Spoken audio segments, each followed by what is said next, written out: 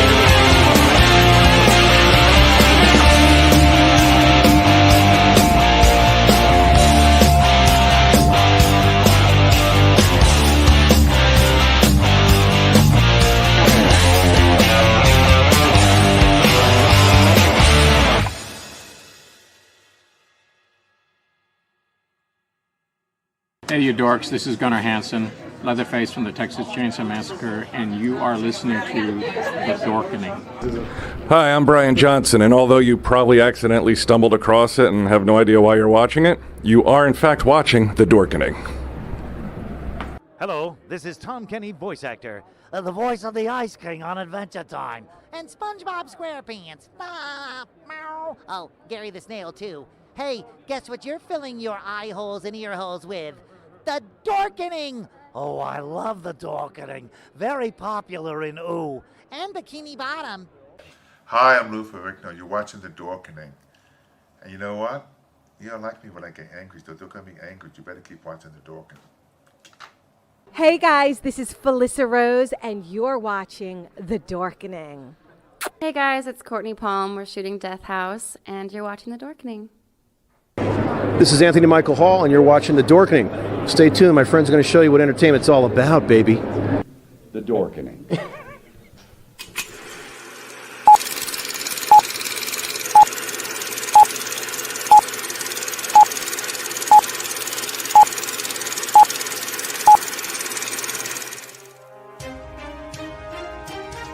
The Dorkening and all affiliated shows are not intended for anyone under the age of 18. The following may contain discussions or scenes that have adult situations, graphic violence, nudity, strong sexual content, and graphic language. This show is intended for mature audiences only. Viewer discretion is advised.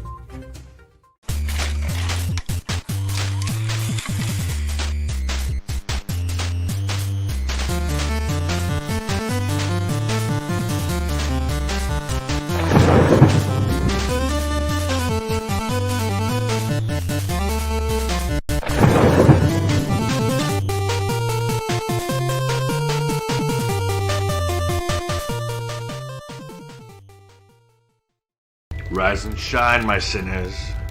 When Father Evil starts his day, he gets a little deadly. Deadly Grounds coffee has the richest, smoothest flavor you'll find anywhere. It's sinfully delicious. Once you go deadly, you never go back.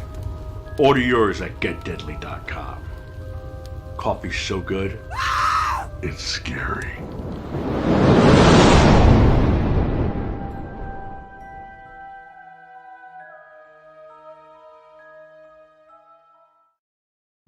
Happy Wednesday, everybody. You are now watching The Dorkening, and my name is Leo. I'm the monkey behind the keyboards.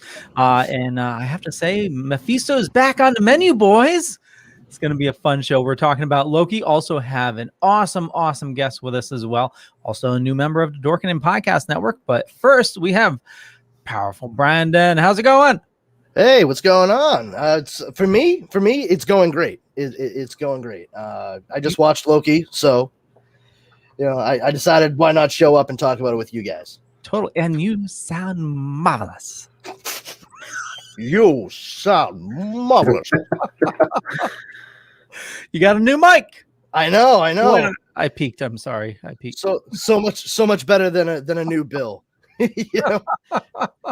Yeah, it's great. Got the fun blue windscreen for it and everything, because it turns out getting a microphone in a color other than black is I believe the technical term is way too fucking expensive. Oh yeah. Well, the Yeti used to be like the default color was like silver, and you couldn't attach it to a boom mic or the boom pole like you do now. Yeah, this thing's great, man. But funny enough, the silver and the blue colored ones are like $30 to $40 more than the black one. So it's like, black one with blue windscreen. That's enough color for me. Thank you very much. Awesome. Steven. Hello, everyone. Hey, Steve.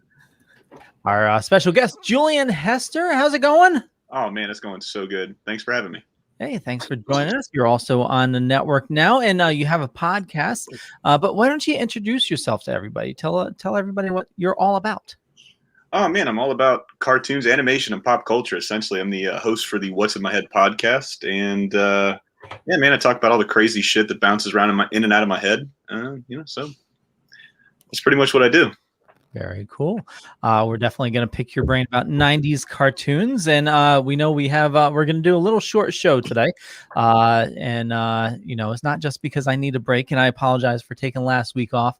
But hey, I'm back. Leo, you don't have to apologize for anything. It's a difficult road, coming back from the hospital after you've had a penis enlargement surgery. Oh, I'm sorry.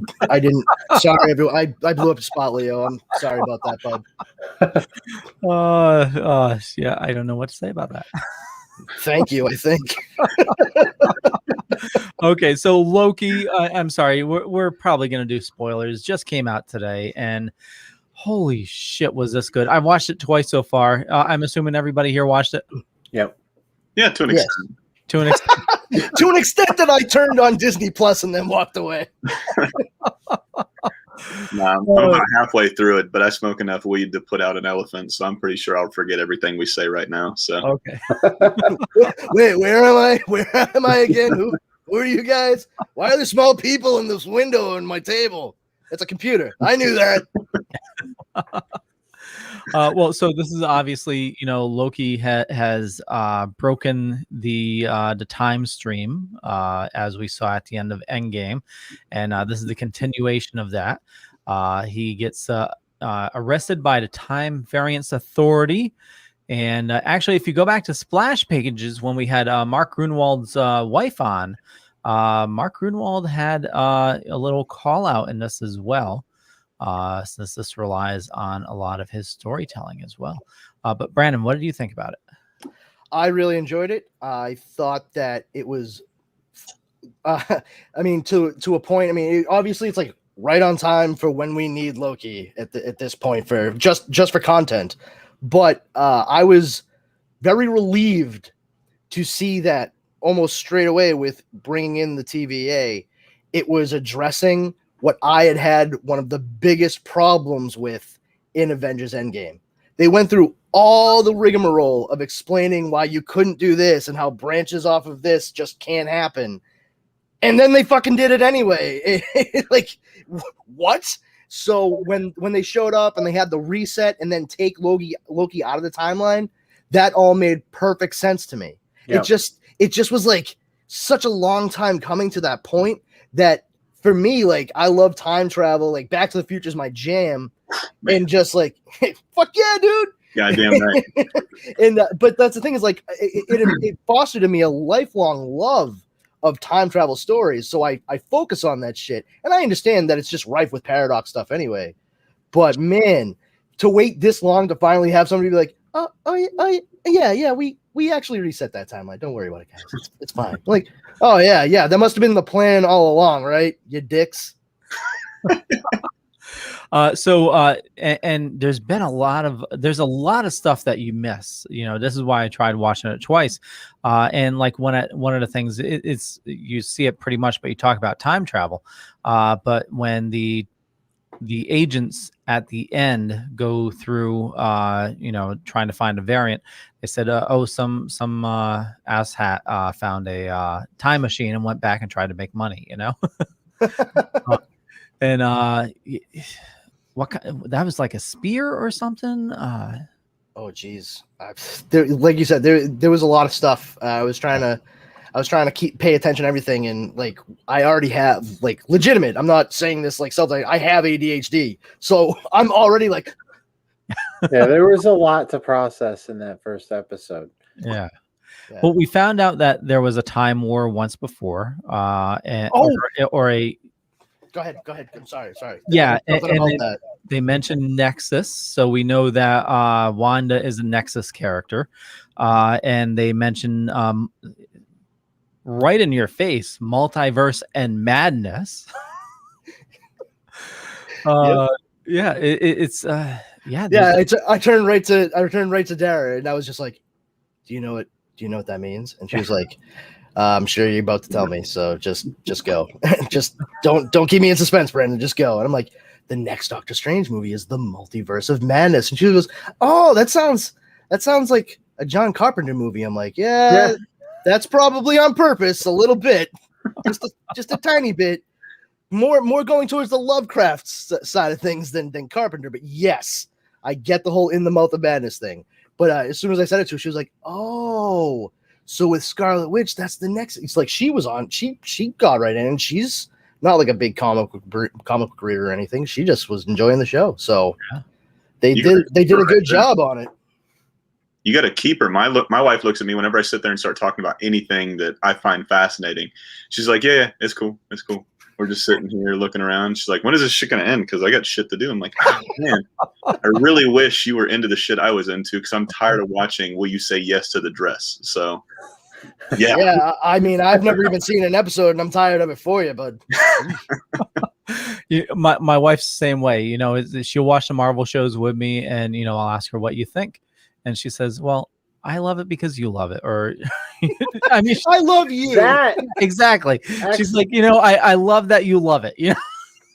That is my girlfriend. That my girlfriend is the same way. So, but it's pretty much we'll watch the Marvel stuff, but in return, I have to watch something she wants to watch. Oh, it's a trade-off. Yeah. Yeah. There's no trade-offs in this house. That's not to say like I run what we watch. It's like, no, we genuinely like enjoy what we enjoy together. I lucked out with that. And then there's stuff that like I'll watch and that she'll watch, and never the two shall meet, and that's fine. Like I don't really care that much about watching like Restaurant Impossible that many times. Yeah, it's enough for me. Just see it once every like 3 years. I'm good. Yeah.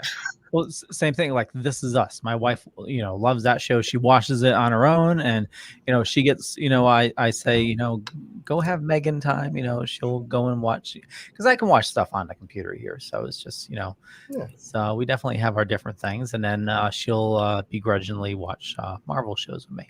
Wow, that's so rough. How does it work when you guys try to introduce your wives, or your girlfriend in this case, Steven, to a new show? How do you guys break that ice, I guess is what I'm getting at. Oh, hey, there's a new show that's blah, blah, blah, blah, blah. It's coming out then. I really want to check it out. Okay. Oh, the perfect example. Last night, she was on her way home from work, and I was like, I have to watch this movie to review for our podcast, which we recorded today. I wanted to watch Army of the Dead because I have to review it. She's like, okay, watch it. I'll go to bed. So I watched it while she was in bed. Perfect example. Yeah, she didn't care. So. What about you, Leah? Well, a lot of times, she knows what I like, and I know what she likes. So it's, like I'll see something that I think she may have an interest in, and I'll bring it up. And sometimes she'll say, "Hey, I saw this," and maybe we'll give it a try. Like Kaminsky Method, I didn't think I'd watch it, but it looked good, and we started watching it, and now she's waiting for me to, so we can watch the new season.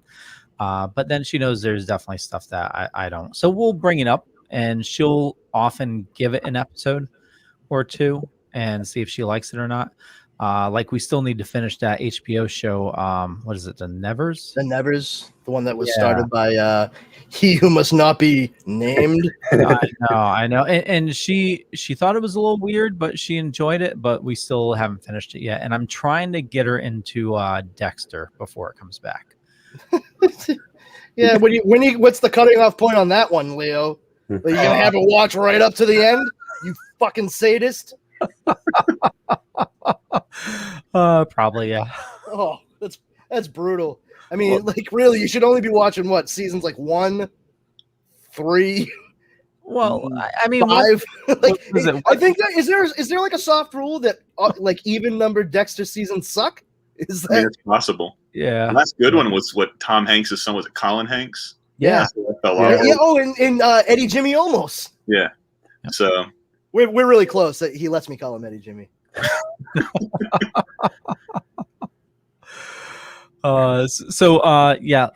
Loki, friggin' phenomenal. I can't wait to see what they do with this. I don't think it's Mephisto though. No. Well, I think it was Loki showing up in his horned helmet. Yeah. I think that's what it is, and it's another clever misdirect by Marvel Studios. Like, I just can't wait until it's not Mephisto, like concrete by the end of the series. So you can, if you like open your door and like listen really hard out into the street, you will actually hear nerds' heads exploding in frustration. Mwah. Well, so the director even said that it's not Mephisto, and spoiler alert, they actually do say it in the show, in the episode, that it's Loki that they are hunting.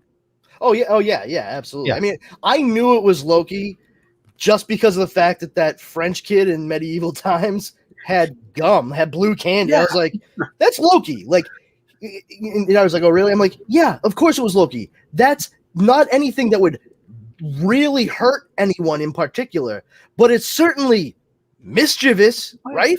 Well, even the kid on the candy looks like him as a baby. Oh, I didn't even catch that. Yeah. I did not even catch that. But it was small and blue, like a tiny I'm little just- frost giant. I'm just waiting for the confrontation between Loki and Mirror Loki, and it's like a mirror Star Trek type of thing. So he's just like a really good dude. like we see him like, oh, why can't Mirror Loki stick around instead? Like, I'm sorry. I know they said evil Loki, but I'm calling it Mirror Loki because it's when you think of evil twins, I think of Star Trek. That's all. I get it. I absolutely get it, dude. I don't think you have to explain that to anybody here. Well, so we covered the first couple storylines, like the first half of the Loki series on splash pages. I don't know if any of you read it. I've not. But basically, I guess I don't know what the series was before it. I don't know if it was Secret Wars or, but I guess Loki died and came back as a younger Loki. That And does sound familiar. so it's the story of the younger Loki, and basically for every good deed that he does, one of his bad deeds gets erased. And it's revealed mid series that old Loki, well actually it's revealed in the beginning, but it's eventually old Loki going after young Loki. Wait, so dickhead old Loki is going after like, I'm trying to be a good guy, young Loki? Yeah. But like young Loki, so he's trying to take him out? So yeah, young Loki, from what I understand, and I still need to finish the series, but young Loki wants to be good. He wants to erase his bad deeds. Bad Loki wants to be bad and evil. He wants to be the ultimate evil. So he wants to take out good Loki. That whole erasing the bad to be good type of thing. Reminds me of that Nickelodeon show 100 Deeds Freddie McDowd. It's funny. It actually made me think almost immediately of The Good Place on NBC. Yeah. Particularly because doing something like that to a character that's clearly committed many, many misdeeds, to tell them like you can erase each misdeed with a good deed, the hope would be that after a certain amount of time that it would become automatic and they would actually like change in the process of doing all of that. But the justification for it is still moral desert. I mean, it's still a quid pro quo kind of thing. Like, I'm doing this so I can get this. So it's not exactly, even if he does change as a person positively because of it, it's still rooted in a very selfish motive. Does each deed weigh the same, good to bad, or do you have to sit there and like, if I killed somebody, I have to unkill somebody? That I don't know. No, okay. No, I do know. Actually, that's a good question. It could tie in even more because one of the things that evil Loki did was he traveled into the past and did something to Odin when Odin was a kid, and I can't remember what he gave him, like a wedgie at school or something. Called him a nerd and pulled his pants down. Yeah, but it basically Odin more like wedgie. Am I right, guys? No. Okay. I got to go back and reread it, but basically he traveled back into the past, did something to Odin when he was a kid that affected young Loki, like, many millennia after. It was like the long game. It was pretty, and he visited Odin a couple times during the time period. Like, he'd come back like every so often. That's cool. Yeah, but did any of you get the feeling that the Time Variance Authority, the soldiers, that they're evil? I mean, I got a bad vibe from them. I got a bad vibe too. It's not that I think that they are evil though. I think they are misled. There's a slight difference. Yeah. I don't want to like. It's not like just following orders thing. Nothing like that. I think that they are being given more ambiguous information than what would be more couth in another situation. It's just enough to get them to like take out someone that they believe they're told is dangerous without anything else that would cause them to question it. That's kind of the feeling I got from it, especially because Owen Wilson's character, Mobius, there's something there. It's not just that like I'm going to use Loki to help me hunt Loki kind of thing. Like cute little red dragon-esque thing going on there. That's kind of cool. But I think there's more to him wanting Loki helping him than just that. Yeah. And they certainly like to reset a lot of people. Yes. What a lovely term for vicious murder. Reset. Thanks, Marvel. The effects they use for the time thing when stop and go, and setting people back to just put them in their place, I really like that. Especially when Loki got the jump on the security woman and put the collar on her and just rewinded her multiple times. I really and she kept on like saying words in between. Stop it! Just stop! Stop it! Stop it!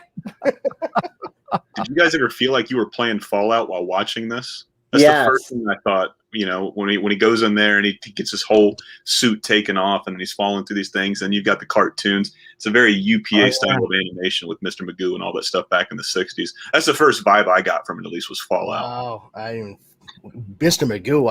I didn't even think of that. Yeah. Good call. Holy It's actually what my co-host said when we watched it. He got the Mr. Magoo vibe from it. Yeah, it was that UPA style. That I don't know if you guys are too familiar with. Did you ever watch Mina and the Count? It was 6 episodes. Rob Renzetti made it. I've heard of it, but I've not seen it. It's pretty dope. But he borrows a lot of the same characteristics and animation styles that UPA was known for back in the '60s. Fantastic. And like I said, it was just the first vibe I got while watching Loki. I only got about halfway through the episode, but like I said, I like it so far, man. Tom Hiddleston's a motherfucker, man. Oh yeah. Yeah. It's so funny to think that his involvement with Marvel Studios stemmed from him auditioning to play Thor. That would have been the weakest looking Thor. I mean, Frog. Oh, you say that, but did you see Chris Hemsworth before he worked out for the role of Thor? Yeah, he got on the Mexican supplements and he got jacked and juicy. Look at how lanky his brother Liam is. That's exactly what he was like. I mean, the genetics for it though. Fair enough. But I will say this: have you seen Hemsworth even recently in shorts? Oh yeah, he's got bird. Yeah. Well, the reason he's so jacked like that is because he's doing that Hulkamania thing for Netflix. I can't wait. I hope it's good. Well, yeah, we all do. You're talking about. I saw a picture and I thought it was photoshopped of him like with real skinny legs, but like that's not photoshopped. No, he doesn't do squats. No, his own brother Liam was like, dude, did you skip leg day? Liam showed up. It was just like, oh my. Are you for real, Chris? Like, and then he shows him that people take this photo. You posted this. You saw it. Holy shit, that's fucked up. I do know, and this is, I mean, since we're talking about Tom Hiddleston, and only because the place is so close, but do you know he dated Taylor Swift? Oh, which song was based on him? Song, which album? Jesus Christ. Oh, maybe it's this one. Songs in a Low Key. Oh, I see what you did there. Music puns. I only say that because she lives close to me, like about. And me. Yeah, about. Well, you're in Norwich now, right? No, Mystic. Well, both. Yeah. Right now, I'm in the studio's in Mystic, but yeah. So her mansion's about 20 minutes away, and during the time that he was dating her, there was 2 Lamborghinis that were like driving around, and I kept on thinking, "Holy shit, is one of them Tom Hiddleston?" Probably. Yeah. I mean, if he retains any godlike powers like he has from the movies, both of them were him at the same time. Yeah, it was awesome though. One was like a lime green, and the other one was orange, and you always saw both of them driving around. It was awesome. That's cool. Yeah, man. Like, yeah, it was great when they'd pull in and park. I saw it from the tree.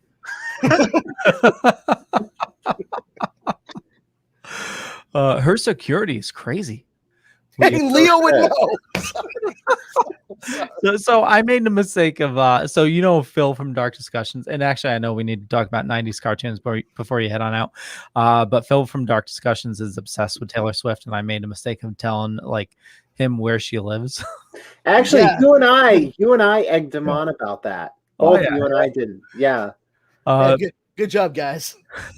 But my wife does Carolyn, and she was invited. There's a restaurant and a church right next to where she lives, and my wife was invited to go sing there, and the security was like shooing the carolers away, because you couldn't walk near her house. Well, I mean, I get it. Taylor Swift hates music, so she's actually got a full-on war against music. Yeah, it's counterintuitive, but there it is. Yeah. So Loki, obviously we'll talk more about future episodes on here, and the only last thing I want to say is that bomb to reset the timeline. If you think about it, I mean, so that timeline where Loki took the Tesseract, they wiped everybody clear. Yes, everybody's gone. It's it kind of reminded me a little bit of what they did in the show Fringe. Whenever there was a time anomaly, they would freeze the stuff in that weird amber stuff to keep it from affecting anything else throughout reality in that timeline. Because the second I saw them hit that bomb and it went off and you didn't quite see what the effects were altogether, I was like, yeah. Did somebody watch a J.J. Abrams show on Fox?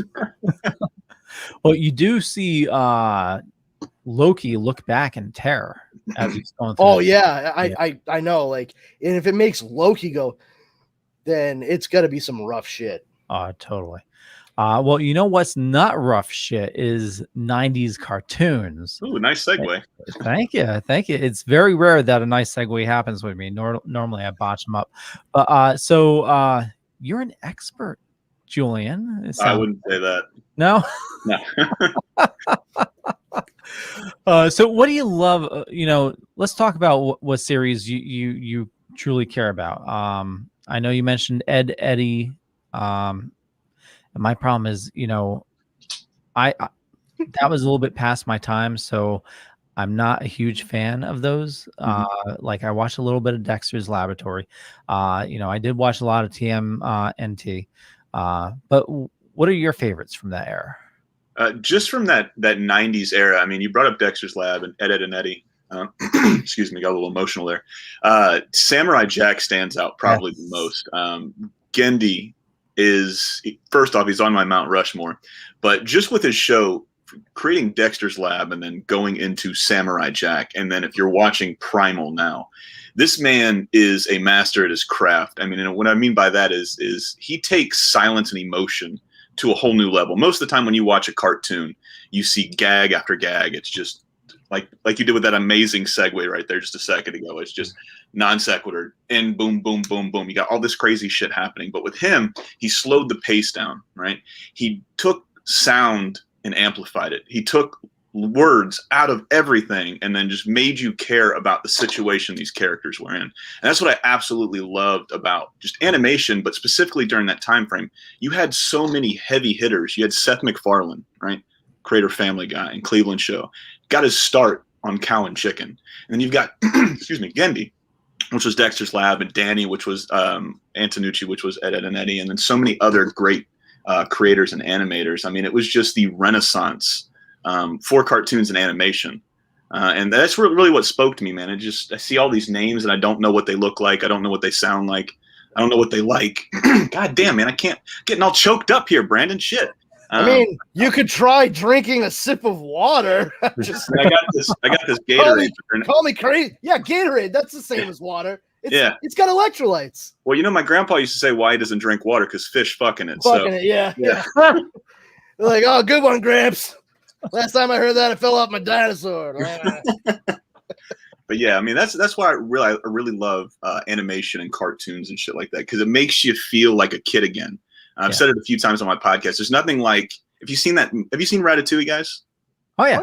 Yeah. So that scene where Igor's sitting there and he has the ratatouille for the first time that Remy sends out, and he gets transported back in time, right? Yep. All it takes is a smell or a taste or even a voice that just transports you back in time. And I don't think there's anything that goes quicker than that, other than food or a sound or a smell, but specifically animation specifically. You just look at something like, oh shit, I remember where I was when I saw this. I was so much happier. I didn't have bills, didn't have stress.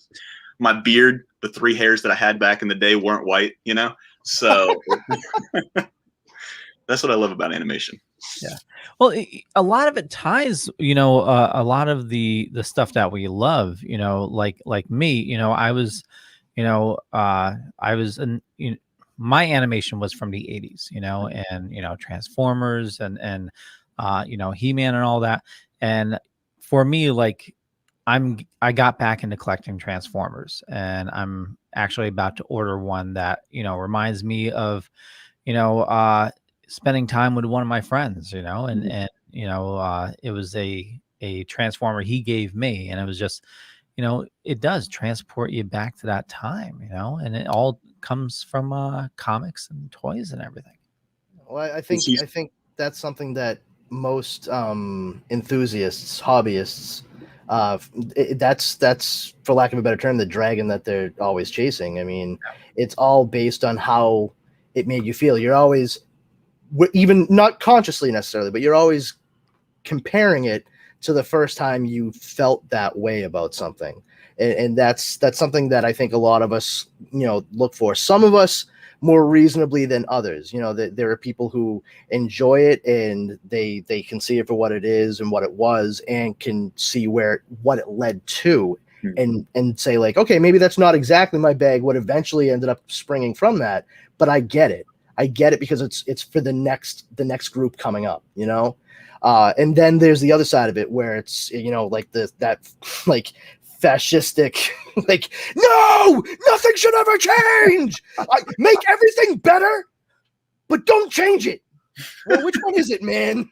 You killed my childhood. Oh yeah, and I fucking love that. Like if somebody remakes a cartoon or a movie or a show, something like that, and somebody's like, "Oh, they're killing my childhood," I'm like, dude, if your entire childhood hinged upon that one like movie or show or whatever, you had the shittiest fucking childhood. I'm sorry, like that's just the way it is, man. I love that stuff from when I was a kid too, but it's not like the entire being of my childhood. I still went outside and played tag and hide and seek. Those are memories that I'll always have and probably relive once I eventually develop Alzheimer's. That'll be fun. Until they change tag and hide and seek, and then you're gonna be pissed. Oh God, no! But I'm just saying, like, there's a lot of stuff like that, and it's really part of the fun of going back to look at some of this stuff. I mean, whether or not we're talking about cartoons or movies. I mean, for crying out loud, Steve, you do a podcast called Super Retro Throwback. I mean, it lived up to the name last week when we had to review the new Rugrats, and I compared the differences to that to the old Rugrats because there were differences. I mean, I get it; they were, getting with the times, but the animation was a little different. This is the '90s me talking. The '90s kid in me is just yelling like, "Where's the difference? What's the difference?" And there was a big difference, but it was good for what it was, both of them were, so. I get that. Difference for you. Huh? What was the biggest difference for you? Some of the adults, they're, besides the animation, that's what threw me and my girlfriend off because we both watched it. The adults, they had big radical career changes. Obviously, one of the big changes was the grandfather. In the 90s show, he didn't have he just was a normal average old adult, like he's retired back in my day type of thing, but in this one he's a yogi, active, medicinal marijuana type of thing. But yeah, I mean, once again, I mean that's speaking to like a newer generation, a newer audience. So. But to your point too, the original series is still there, and it's still fantastic.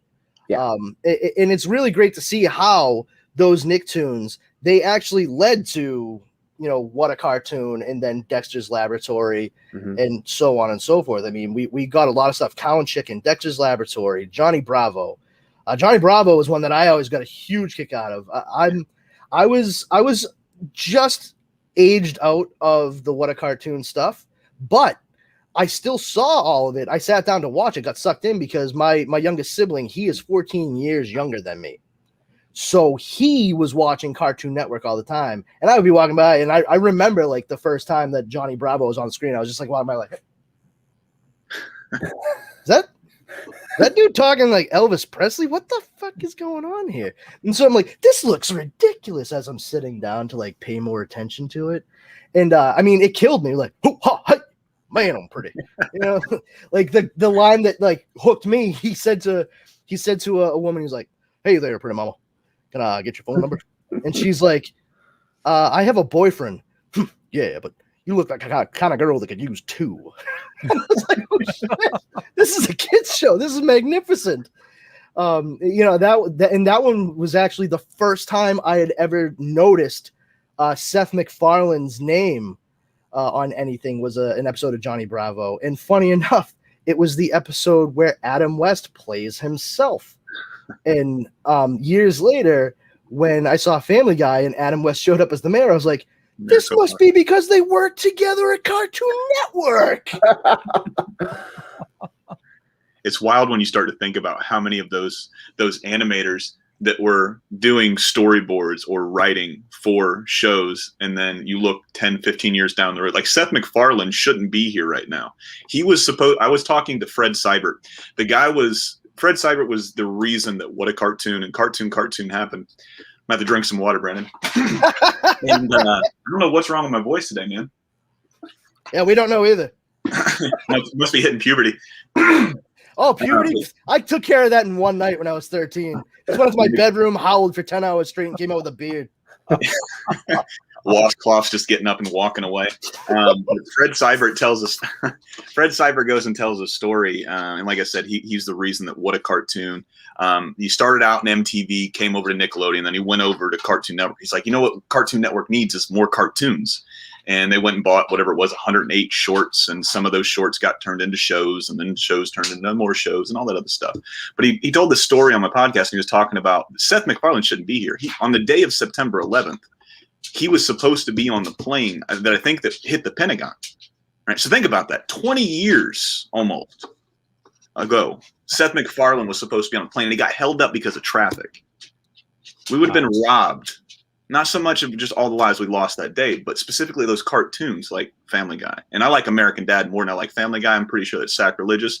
No. I 100% agree with you. Thank you. It's Roger. Friends. Yeah. Roger is the main reason right there. I love it. But you think about like one day could have changed the history of everything that's on TV right now, because you don't have envelopes being pushed if Family Guy doesn't get made, canceled, remade, and brought back. So it's just wild to see what could have not happened if something bad happened, if that makes any sense at all. So I mean, even small things too, like in personal lives. I mean, for example, because of American Dad, I was walking around my house just like, talking like Roger, and really what I'm doing is the same thing that Seth MacFarlane does. I'm just doing an impression of Paul Lynde. Like, here you go, Charlotte. Humble. Look at me. I'm the center square. And the thing is, I was doing that, and my, Dara was like, what is happening? I know that you make voices, but what's this coming out of your face hole right now?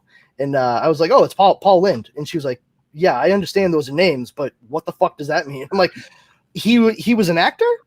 He was famously on Hollywood Squares for a long time, but he was also the voice of Templeton in Charlotte's Web, the cartoon from when we were kids. And she was like, and you guys know what I'm about to say, Steve and Leo.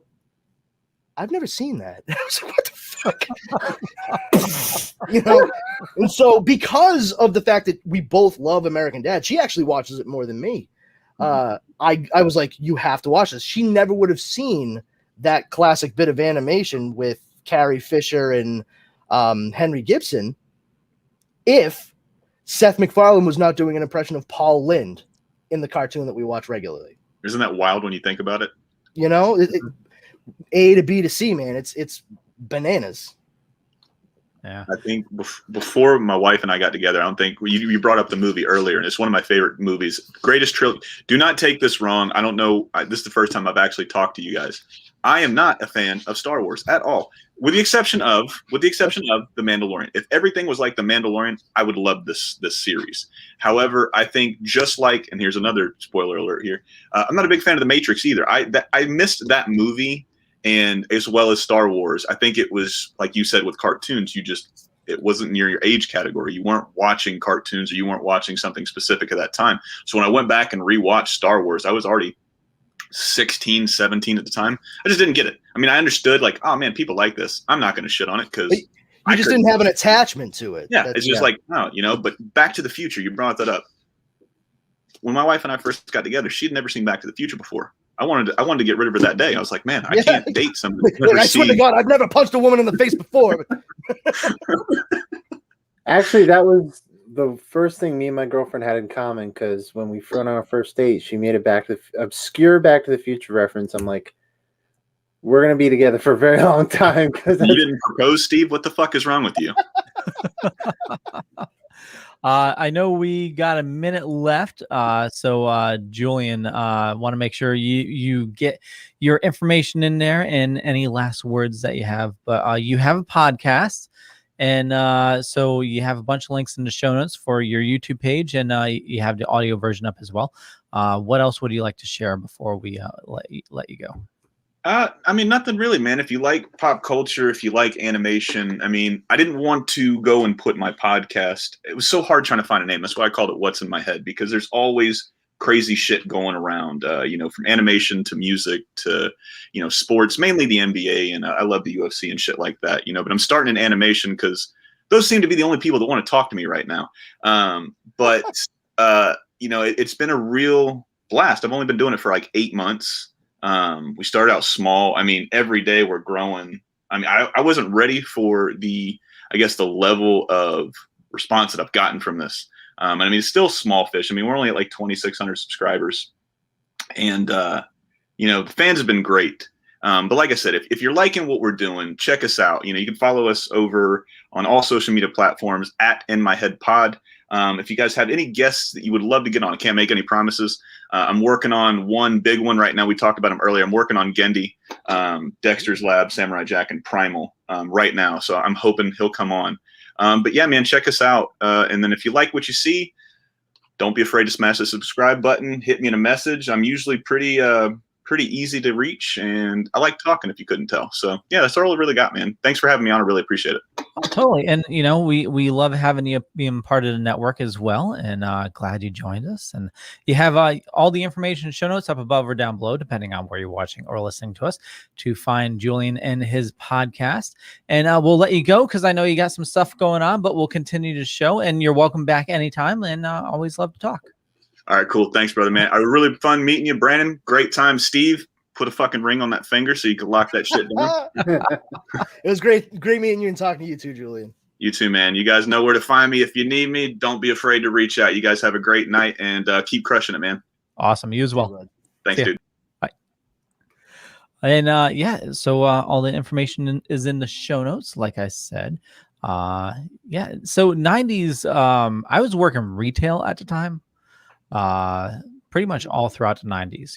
The beginning of the 90s, I was in high school for the first 2 years of it, and going to high school and working pretty much full time, and then I went to like full time. So like no cartoons in the 90s.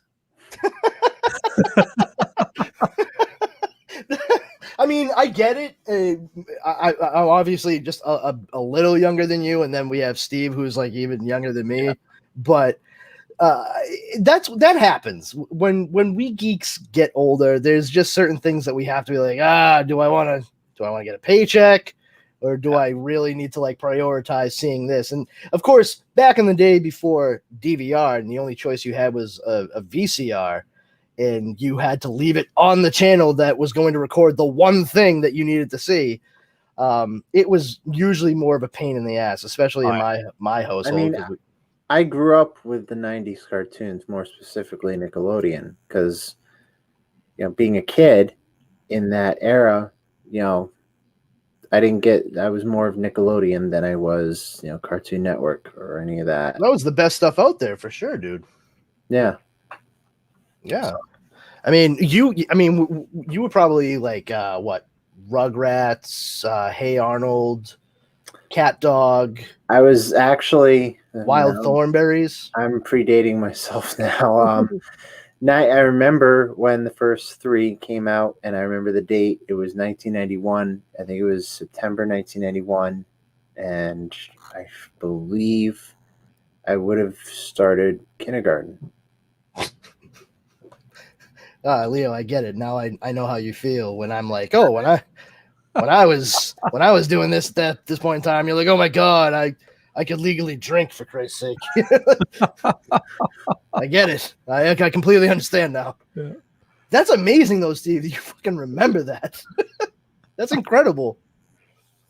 Holy shit. Yeah, I mean, for me, I loved the stuff that was on Nickelodeon. Because that was right around the time where I was like, anywhere from 10 to 12 years old. I didn't get a chance to see a lot of like Ren and Stimpy because it was just on at an unfortunate time of day on the particular. It was on Sundays in the morning, and because that was one of the first 3 actually. Oh, actually, yeah. Well, so there you go. So I'm gonna say this, I know this is blasphemous, but when I first saw the animation of Ren and Stimpy, and how you had like the close up, like super detailed, like gruesomeness and everything, I'm like, yeah, gross. That's for shock value, and I don't dig it. Well, here's the thing. Like for me, it was forbidden fruit. So I was able to see Doug and Rugrats without any issue on Sunday mornings when they were brand new, but at the point in time that Ren and Stimpy was on, I I was raised uber Catholic, and we went to church every Sunday for the 11:30 mass. That put the kibosh on Ren and Stimpy. And at that point in time, they did not like air new episodes constantly. Like after it was on the first time, you'd see it at any other point during the week. That's not how it went down then. Yeah. So I actually was not able to see episodes of Ren and Stimpy regularly for a long time. And by the time I was able to do that, like instead of just the snippets and hearing all of my friends who loved the cartoon at school, I finally got to it like, after. I think like the 14, and I did not like it. I think the one I remember the most of that was Rocko's Modern Life. That was the one I loved. I love that show. Eve, how you doing, Eve? We've had Carlos on the show a couple times. Carlos was Rocky? Yeah. Dope. That guy is hysterical. Yeah, he is. He really, like, you ever hear him in his stand-up talk about when he went to college? Yeah. He's like, I grew up on the West Coast, I live in like a nice suburban California town. And like everybody's like, hey Carlos, what's up, Carlos? I'm like, hey, yeah, I'm Carlos. Go surfing with my buds. And then as soon as I, got into college and I was able to get a scholarship because of my ethnicity, I started walking around like, yes, I'm Carlos. I lost my shit. That dude is a riot. That's awesome. So good. He was so great in Reno 911. It's hard to be in a comedy ensemble like that and play the dickhead. That is a thankless job, and he did it so well. It's not easy playing stupid prick. It's not. I do that in my daily life, and it's a grind, guys. Sorry about that. I have no. You have nothing to apologize for. Yep. Did you take that with Dr. Pepper? I took it with Coke Zero. Oh no, that's fine. Coke Zero, that's fine. If it was Dr. Pepper, I'd be like, I'm rethinking this Wednesday thing. Actually, they now make a Dr. Pepper zero sugar. Yeah, that must be better. Nothing wrong with Dr. Pepper.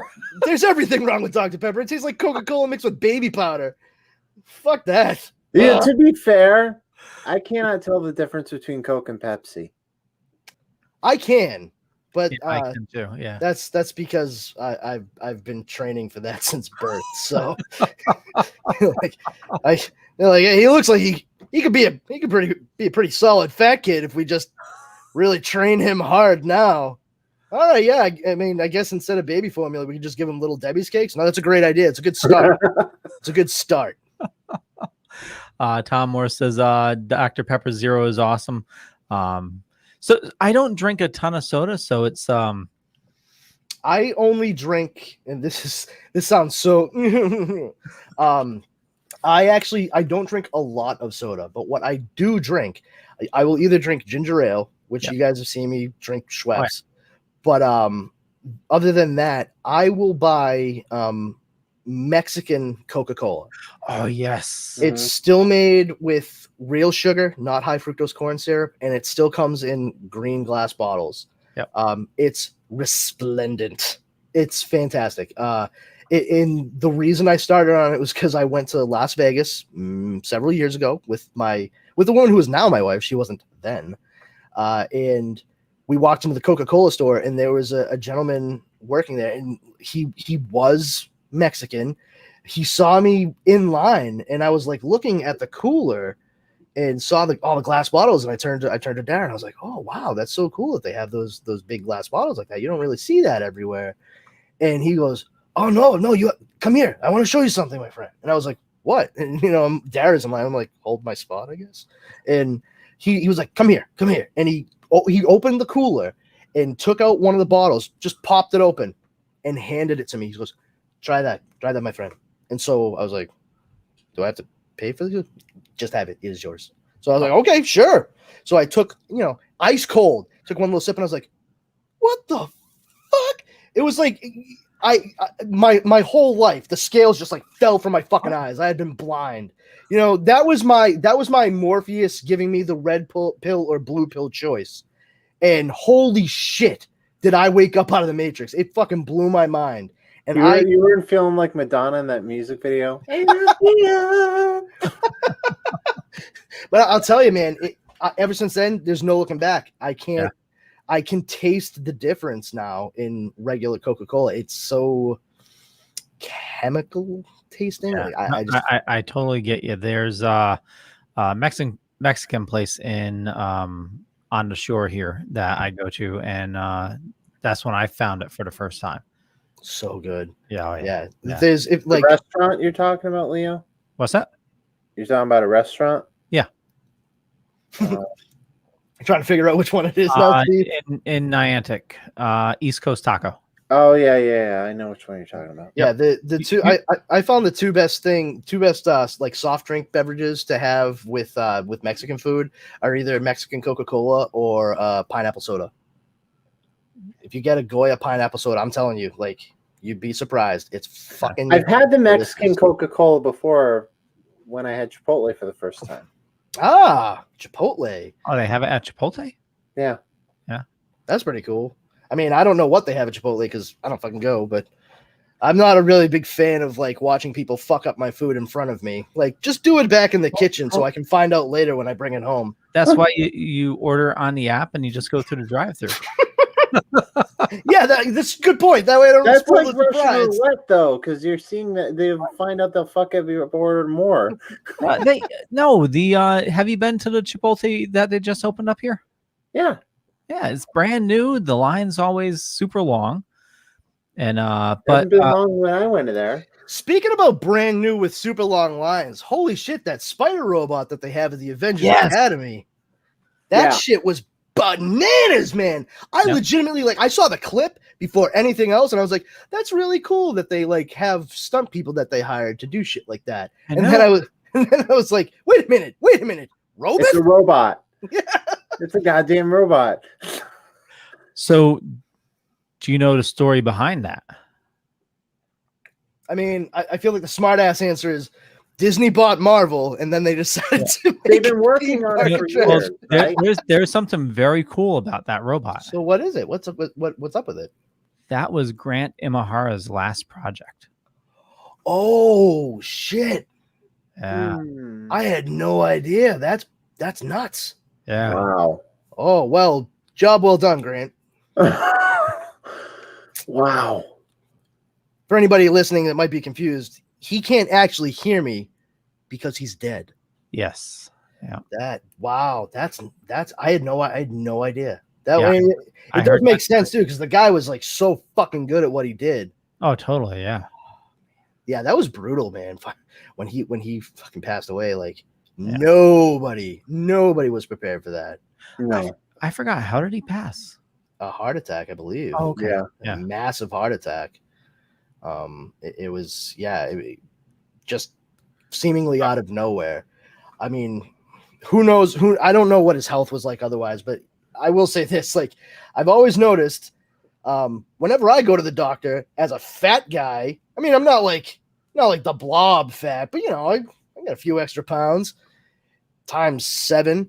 And the thing is, like, when I go, I get my cholesterol tested and what have you, and it's always really good. Yeah. And every skinny guy who I'm friends with who goes and gets a physical done gets their cholesterol taken, and they're like, my doctor told me I can't eat red meat. What do you mean? Like, you gotta have it less often? And like, no, just stop. Like, that's not good, dude. Like, that's not great. No. I have a feeling it might have been something along those lines that contributed. It's always the guys that, like, guys and gals who never like gain a pound or anything that end up having, like, artery issues and what have you. Me, it's just going to be like diabetes and losing a leg. I'll be fine. Like, I can hop around. Not a big deal. Yeah.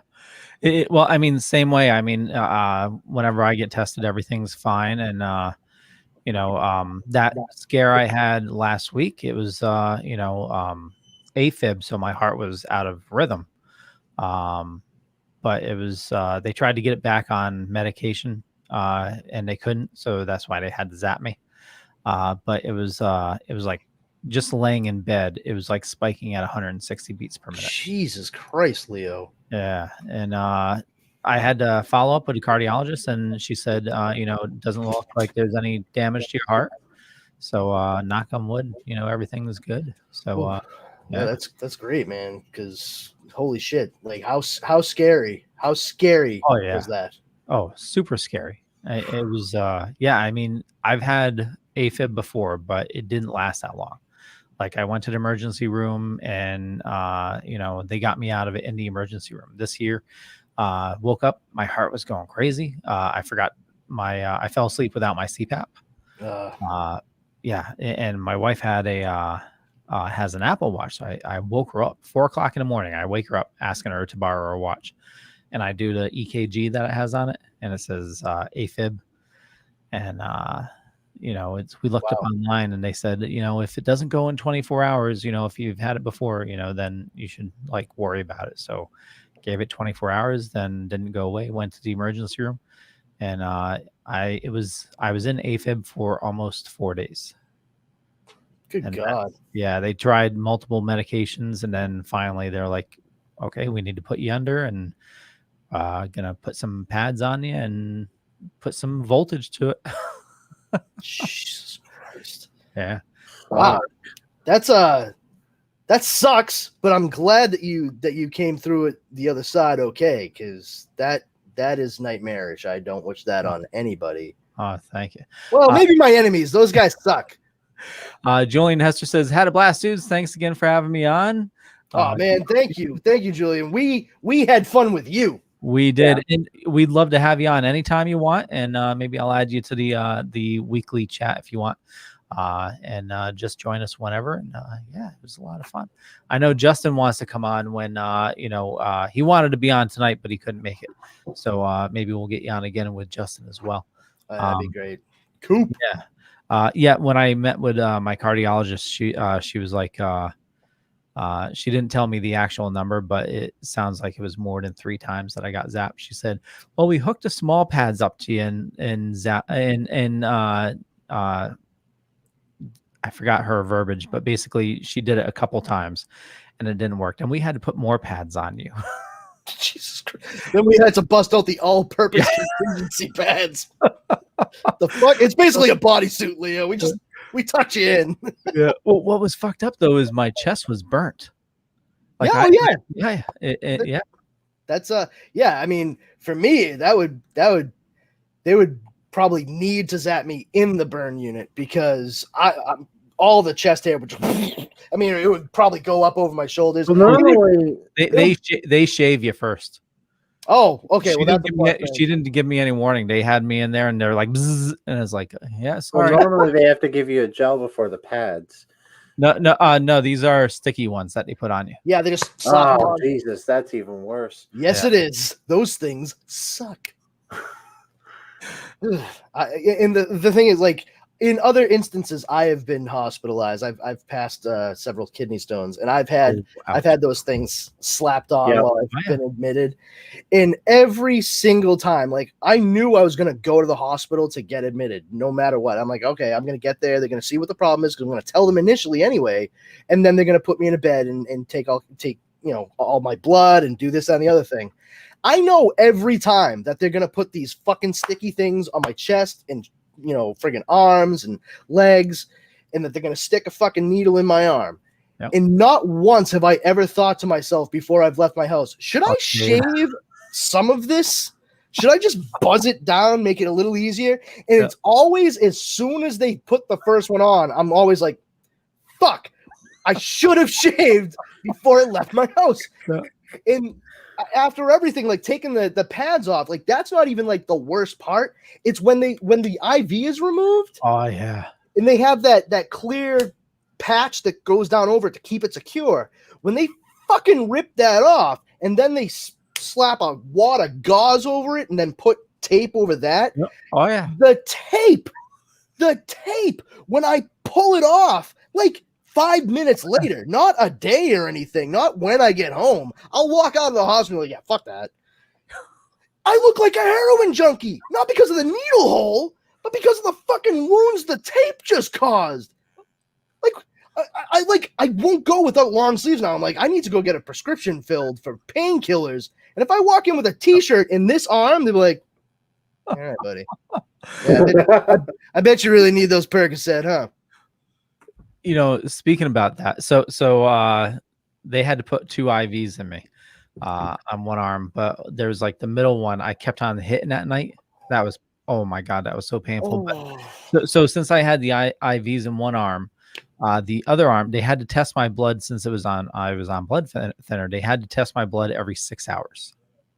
Wow. They were drawing blood every 6 hours while I was there. My arm was so full of holes. Matter of fact, I still have bruises on it, but it's just like, yeah, there was my grandfather, before he passed away, he was in the hospital, and they did the same thing to him. He called that harpooning. Oh, Tom says I have a second sleep study next week. I'm getting a congrats, Tom. Oh, Tom, it's gonna change your life, man, for the better. For the better. Yep. Leo, does your mask go over your nose or your mouth and nose? Mine is the full face mask. Okay, I have the under the nose pillow mask. Yeah. I've tried both, and I found that one for me it's like super comfortable. Like I love it. It's so easy to fall asleep. I like forget I have it. Yeah. Most of the time. Well, I have a deviated septum, so I can't. I probably do, but that's never been actually diagnosed. I mean, they did send me to a sleep study. That's how I got my CPAP. Yeah. Which for me, it was great because literally the sleep study place or whatever, it's a street away from my house. Like I could have walked there the night of the study. Yeah. I went over there, and the one good thing about that is, aside from it resulting in me getting a CPAP, it really drove home the idea that it could absolutely get worse, because that was one of the worst nights of sleep I've ever gotten. They woke me up constantly, like purposely.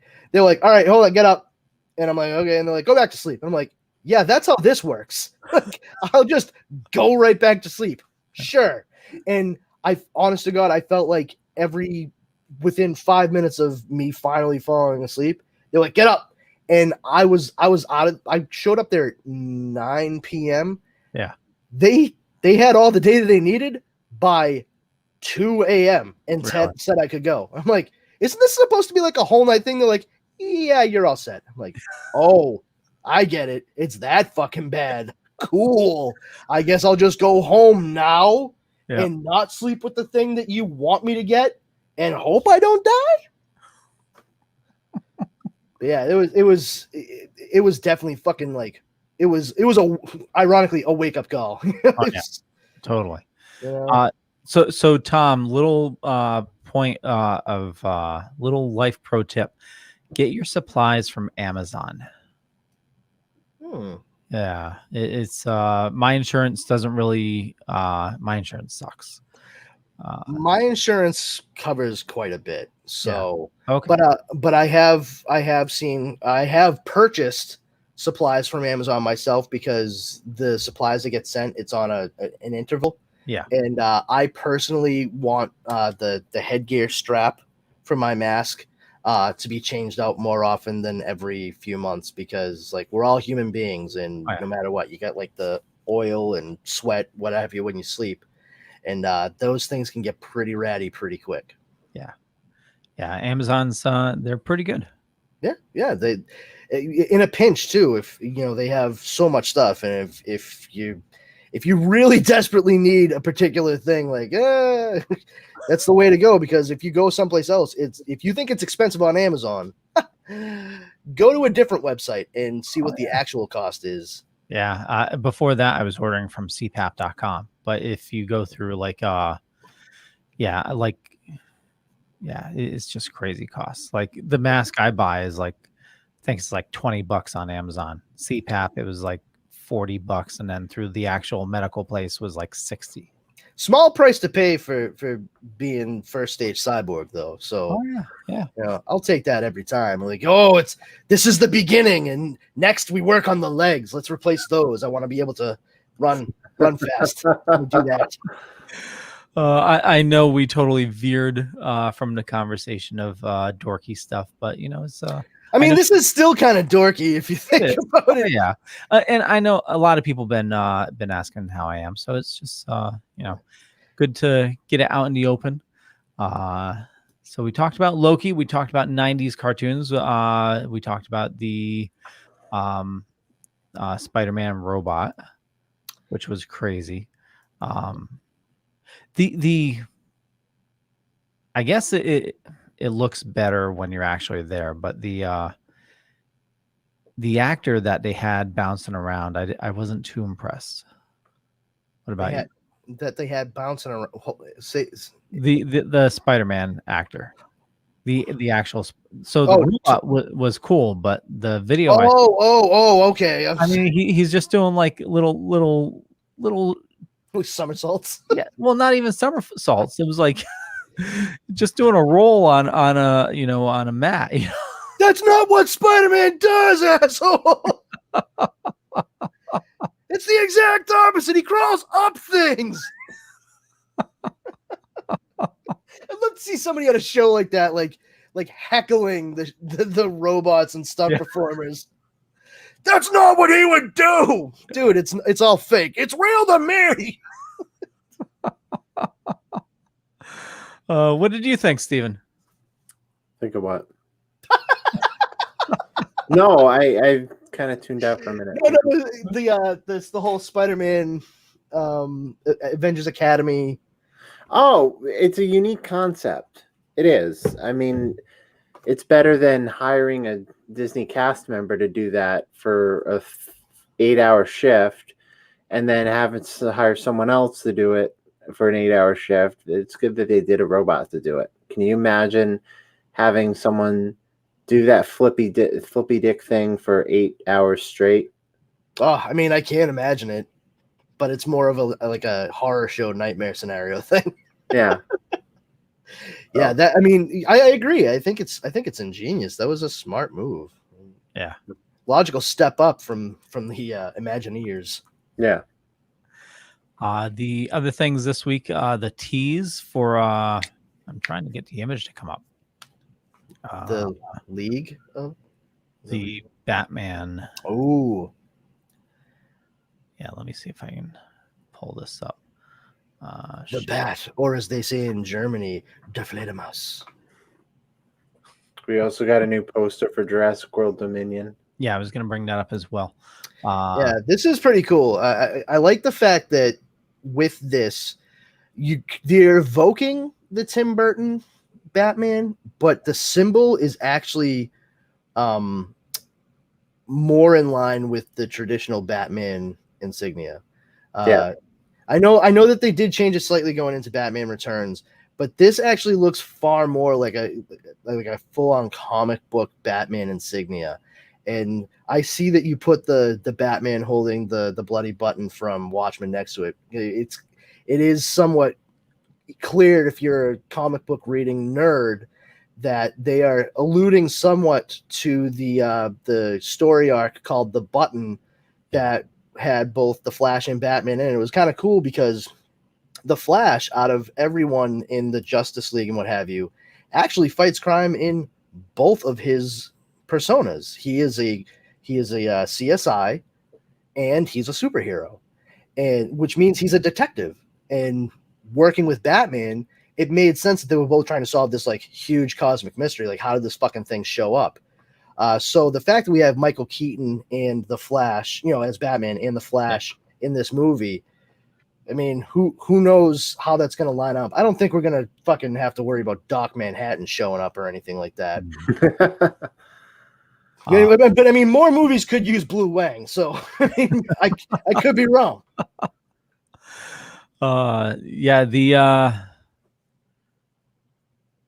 Did you watch the Watchmen HBO show? Oh my God, did I?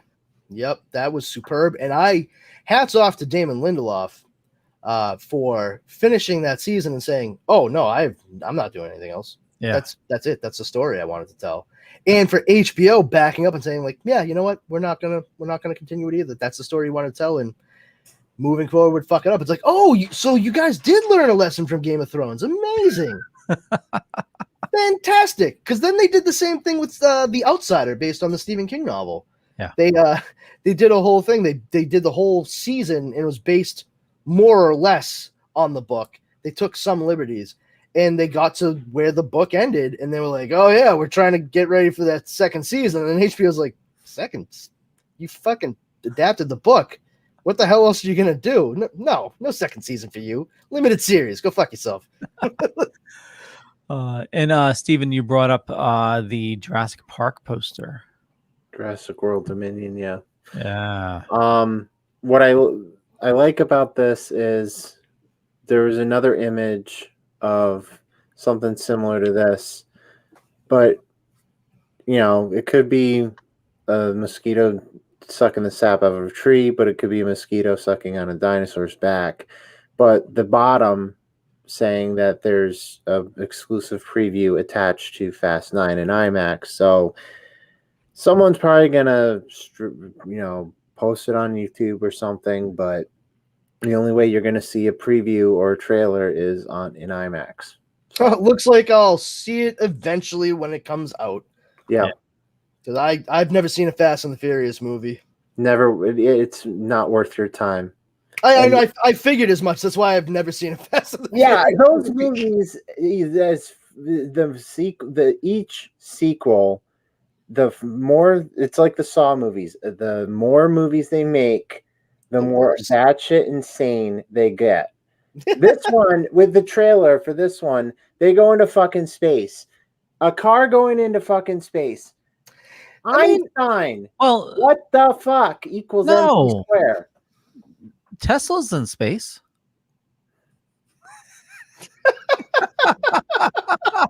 My God. Okay. Lex Luthor's getting ready to go up into space, so that's cool, right? Like, we can send Jeff him. Bezos is going into space next week. Now, just real quick on the Fast movies there. Didn't they start off as like, wasn't the first movie they were like fucking criminals? Yeah. Stealing cars, like fucking high-end cars, but like that was the first two movies. And now they're like heroes, or they work to save people, like they're not criminals anymore. I don't fucking get it. Yeah, I've seen bits and pieces of them. Like I saw the first one. I enjoyed the first one. I saw like half of the second one. Hobbs and Shaw is actually pretty good though, because it's like a spin-off. Yeah. I mean, I'm not a gearhead at all. Yeah. So car movies, they do not appeal to me whatsoever. Like Fast and the Furious, Gone in 60 Seconds, none of it. I could not care less. I really, somebody like, oh, we're gonna go see this new, car movie. Tell me how it was. I'll stay home and just keep living my life. Thanks. What about Cannonball Run? Okay, I mean that's different. that's not a car movie, It's about a car. Yeah, but it's not. Well, it certainly involves a car. Yeah. Cannonball Run. It's multiple cars. Yeah, it's a relay. Yeah, you watch it for Burt Reynolds. Yeah, I watch Cannonball Run for the same reason I like watching It's a Mad, Mad, Mad, Mad, Mad World. Exactly. But Fast and the Furious, I mean, I've never seen them, so I don't want to I can't say like they're shitty movies or good movies. I'm not saying that at all. I'm just saying like what little I've been able to glean from the franchise over the years. Yeah. It's all incongruous. None of it makes sense to me. Basically, I'm going to be a complete asshole. What I'm about to say, they should have stopped after Paul Walker died. Yeah, and probably. they're just each sequel after that has been a complete fiery wreck after another. Oh, I mean, dude, you're going to talk about Paul Walker dying and then say fiery wreck. That's a little on the news. Little on the news, don't you think? But that's the thing is like the way he died too. Like, guys, do you not see how maybe this movie franchise may have contributed to one of your stars' deaths? Like, that's not a good thing. What was he going, like 115, 120 in like a 50-mile-an-hour zone? Yep. Oh, that's yeah, Fast and Furious, and fucking they forgot to add the word stupid there too. I mean, it's the same with the Jackass movies.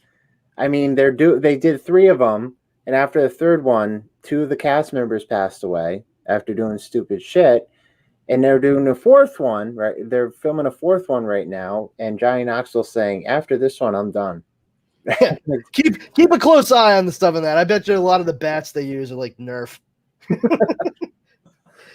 Yeah, I mean, there's some was there anything the Super Pets that? Oh yes, The teaser, man. Like Dwayne Johnson is going to be the voice of Crypto, and they had a veritable laundry list of the celebrities doing voices of the other pets. I assume like Ace the Bat Hound and Streaky the Super Cat, Comet the Super Horse. Beppo the Super Monkey probably.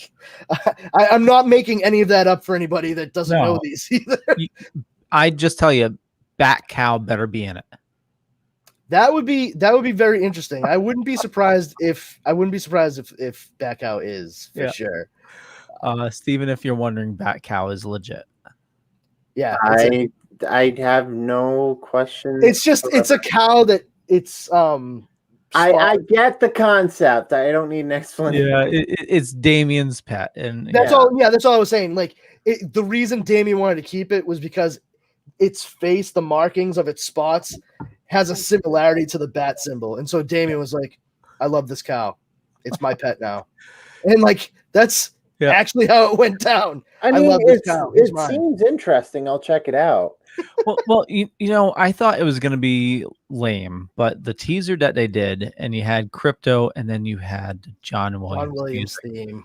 That fucking sold me right there. Oh, speaking of cool stuff involving at least tangentially John Williams and Superman, Leo, especially you, are you caught up with Superman and Lois?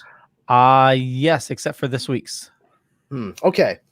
Well, that's great. Holy shit, did not see that Captain Luthor was actually John Henry Irons. Yes. Holy shit. The second, like, right towards the end of the episode, I was like, no. Is it what? And I saw that hammer. I was like, son of a bitch. And my wife was just like, what's going on? And I had to pause the show and give her like a 7-minute rundown. And they go, all right, so are you ready to watch the last 3 minutes of the show now? Great. But I had to break it all down for her. And I was like, oh shit, like this is phenomenal, because the only other time that this character has been presented in a live action iteration was the revered classic of Steel starring Shaquille O'Neal. Just a fantastic movie. Slackwater says, hello everybody, never watched this before. Well, welcome. We do we do the show weekly talking about dorky topics, and you missed earlier we were talking about 90s cartoons and obviously Loki, and now we're talking Superman. Yeah, and but it's so great to see John Henry Irons just there, and I really hope that we see him again down the line, and he is more allied with Superman than trying to take him out. Like maybe by the time he left, he was like, maybe this Superman is a bit different. Yeah. There is, I will say, this is not a spoiler. I'm not going to tell you specifically. There is another big reveal at the end of this week's episode about somebody's identity, and I honestly did not see that one coming, like at all. I was like, "Are you for real?" And I honestly, I'm so impressed just watching the show at this point. I just based on visuals alone. Yeah, I keep watching Superman and Lois. I'm like, I'm pretty sure that every other show on the CW can suck a dick now. Like exactly, this is it. The story has been riveting thus far. Yep. And the shots and special effects, the suit, just amazing. And it's not filled with that teen angst shit. I know there are kids they're not letting that drive it. They're not making that the focus. It's very much the family. Yeah, totally agree. Yeah. Slackwater says it's a TV show, it's a small town, or a different show. Oh, you mean like Smallville? Is that what you mean? We're talking about Superman and Lois, the current show on CW starring Tyler Hoechlin as Clark Kent and Superman, and Elizabeth or Betsy Tulloch as Lois Lane. They're living there with their twin sons, Jonathan and Jordan. Jordan has started to develop Kryptonian powers, whereas Jonathan is a regular old human, just like his mom Lois. Yeah. So they both are now navigating the different challenges they have with a new power set, but also being removed from Metropolis to move to Smallville in Clark's old home because his mother Martha passed away. It all just kind of goes from there. You have Emmanuelle Chriqui, a great French-Canadian actress, playing Lana Lang. I guess we've just given up on ever seeing a redheaded Lana Lang. Yeah. Some of the other individuals in it, what's his name? Dylan Walsh. If you've ever seen Nip Tuck, he was one of the two main characters in it. That's what I knew him from primarily. He plays General Sam Lane, Lois's father. And one of the coolest things about this show to start off with, I thought anyway, was that instead of Sam Lane being like very J. Jonah Jameson about Superman, like, oh, he's a criminal, he can't be trusted. Instead, they actually have Superman and General Lane working together regularly. Like, he knows that Superman is actually Clark, that he's married to his wife, that his grandkids are Superman's kids. Yep. But they respect one another, and they have a really good like working relationship. And that was, except that, you know, he found out that he's hoarding kryptonite weapons to use against him. Yeah, but you know, anybody watching it that is familiar with Sam Lane before the show starts, like, to get to that point a little down the line to find out, like, oh, so you guys were developing kryptonite weapons, that's very much in line with Sam Lane, because he even tries to explain it. He's like, listen, I'm not saying I want to use these things. Yeah. But I have to do this because I have to prepare for any scenario, no matter how unlikely. And quite frankly, like, I can't begrudge the character that. Like, I get it. That's his job. Oh, yeah. You know? Well, it's like Batman, you know, planning to take down the entire Justice League if he needed to, you know. Tom Moore says Rick and Morty. Rick from Rick and Morty is playable character in Fortnite. I saw that. I'm not a Fortnite player, but I have been reading the Batman Fortnite issues, which have been pretty good. I'm not a Fortnite player, and I have not read any of the Batman Fortnite stuff. But that's really cool that you can play as Rick. I haven't played Fortnite, and I haven't read those series either. So yeah, but you've seen Rick and Morty, so you get that at least. Like, I want that Szechuan sauce. I want that Mulan McNugget sauce. I actually did a taste test of it when it came out. How did it pass the test? No, I mean, like, I did, like, once upon a time when I did my YouTube channel a long time ago. Now I do my audio podcast. I focus on that more. I don't do YouTube anymore. Gotcha. It was a few years ago. I did a taste test of the Szechuan sauce when it came out at McDonald's. You know, it was in my car. I set up my phone and had the Szechuan sauce and a 4-piece nugget. And just, you know, that was it. Yeah. But what was it good? It was sauce. I don't know. I don't know what the big deal was. Oh, because listen, nerds, here's what it is. Nerds, we know how to manage our expectations and the things we like for the most part. What happened with that was that people who are not normally into nerdy things got really into it. And they had no idea how to fucking handle themselves. Oh, yeah. That is exactly what happened. They all went bananas for it. Well, then he had people hijacking like bottles of it from McDonald's and then selling it. And You mean like this shit? Do you know how many Walmarts I had to cruise 2 days ago to find this? And I found it, and I'm so happy. That's fantastic. That is fantastic. I got the minis at the Walmart just outside of town here. But I also did find the regular size Stay Puft marshmallows. But These it's are the like, regular. I couldn't find the mini. They were all sold out of the minis. I got 5 fucking bags, dude. I'll fucking send you one. I don't give a shit. I bought 5 because I was like, they're like $1.49 each. I don't give a shit. Yeah. You know? But the thing is, I couldn't find the regular size ones except for like 2-3 towns away. So if I want to, well, I shouldn't say if, when I go to pick them up, because I ordered them, it's like a half-hour, 40-minute drive to that location, to that Walmart.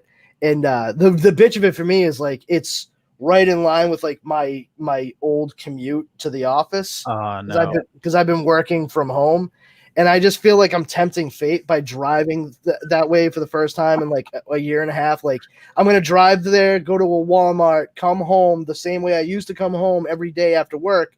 And then, like, on Monday, they're like, hey, guess what, everyone? We're going back to the office, like, next week. Like, I'm sorry, everyone. This is my fault. I did this to all of us. The fates have a fickle sense of humor. They're a bunch of assholes, and I can't help it that apparently I'm their own person. Sorry. Oh. But get ready to wear business casual again, everybody. Well, I know... I'm not even going to jinx it. Never mind. But yeah, so I mean, we were talking about all that the Rick and Morty. And it's really interesting to see that. What was it? Justin Roiland. He was also a voice briefly in Invincible. I don't know if you caught that at all. Oh, I did. Yeah, if you've ever heard his voice before, which you have, if you've ever heard Rick and particularly Morty speak, there's a guy that sounds almost exactly like Morty in like one scene. I think he might get killed, but it's clearly like oh, I don't know what I'm supposed to do kind of thing, and I'm like, oh, that's cool. Justin Roiland's obviously friends with these guys. I just, we were talking about animation earlier. Like, that's the kind of thing. Like, that's a community, man. They really they like to stick to one another. It's actually very heartening to see a lot of the time to know that when people are producing something and they have a particular talent in mind, and not only is that talent come in to do it, but like they're on board, like they love it, and like old friendships are strengthened and new friendships are formed, and you never hear about any of these people working together on animation and they're just like, nah, like fuck everybody, fuck everyone I worked with on that, I'm glad it's over. That's never the case. I've never heard that, except for the case of Ren and Stimpy, but that's a different issue altogether. Yeah, is his last name Campbell? One of the creators of Ren and Stimpy. Oh, John Supo? Trying to remember. Oh, Chris? Was it? So they were having so that was Nicktoons, right? Yeah, that was Nicktoons. So we were at a convention. He was talking, and I think they were working on some sort of reunion, and they had a lot of the cartoons lined up, and they never approached him. So was it a creator or a voice? No, one of the creators, one of the actual artists, I believe. Yeah. John W.K. What's that? John W.K. I want to say Camp was his last name. Bob Camp. Bob Camp. Yeah, he had, if I remember correctly, he didn't have too many fond things to say. Well, I don't know if you guys saw the Happy Happy Joy Joy documentary. Caption Planet. I also miss Caption Planet as well. But funny enough, do you know who created Captain Planet? No. Who came up with the idea for Captain Planet? No. Ted Turner. What? Ted Turner.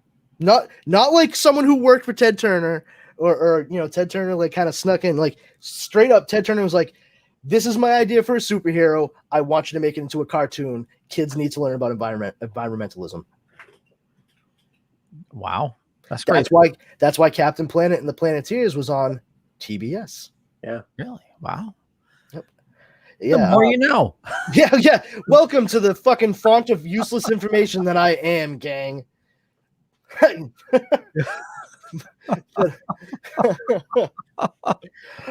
what I was gonna say is the Happy Happy Joy Joy documentary they do on Ren and Stimpy, it covers quite a lot. And it turns out that the guy who created it and was like running it all was a scumbag to the nth degree, and he just like, I mean, full blown Me Too movement type stuff. It just real scummy, like young women, very young women who were trying to figure out how to like get started on a career in animation, like maybe even like working to try to get into a school so they could then eventually work in animation.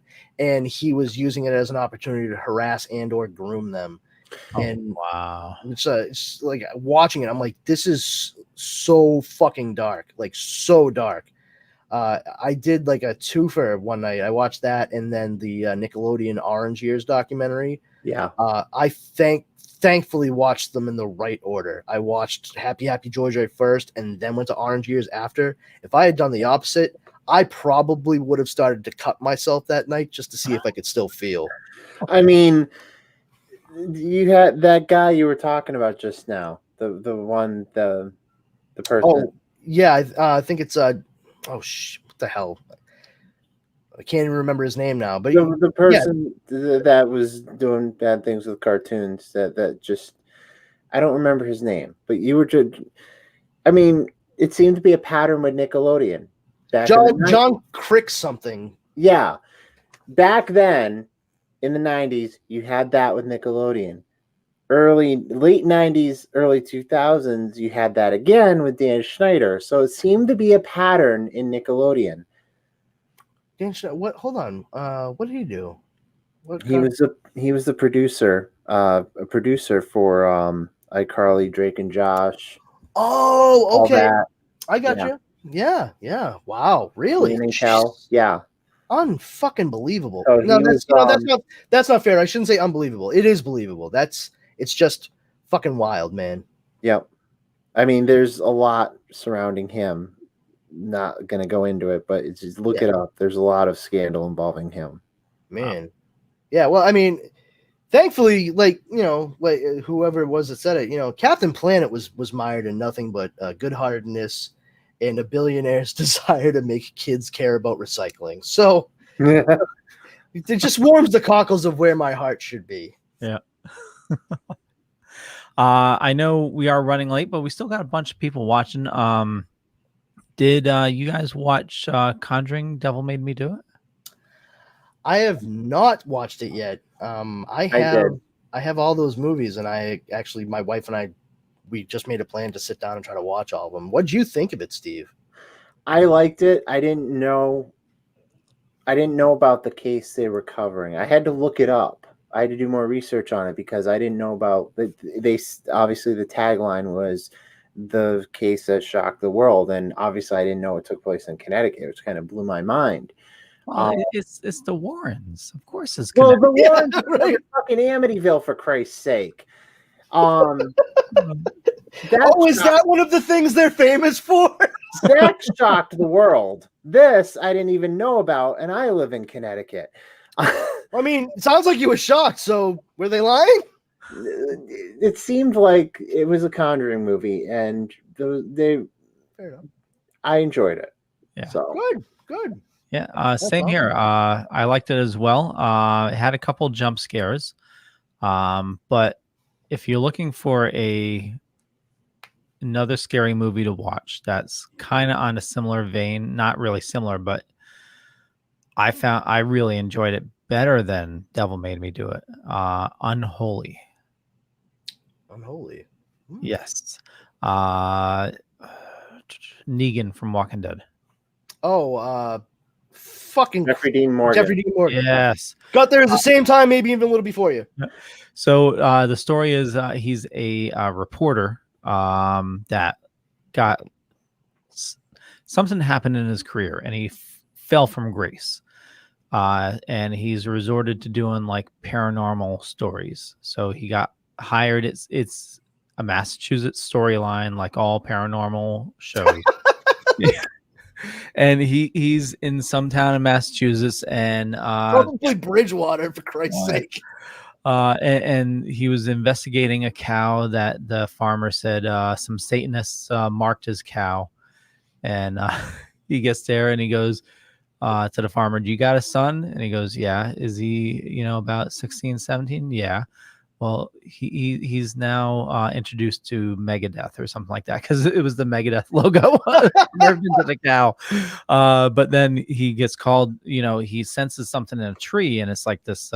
He goes and digs up, and it's this creepy doll, and which hangs around it. Yeah. And he, he goes, "Okay, we're gonna make the story better." So he smashes the doll and takes pictures of it, and then it's supposed to be a story of, he doesn't get that far, but turns out it releases this.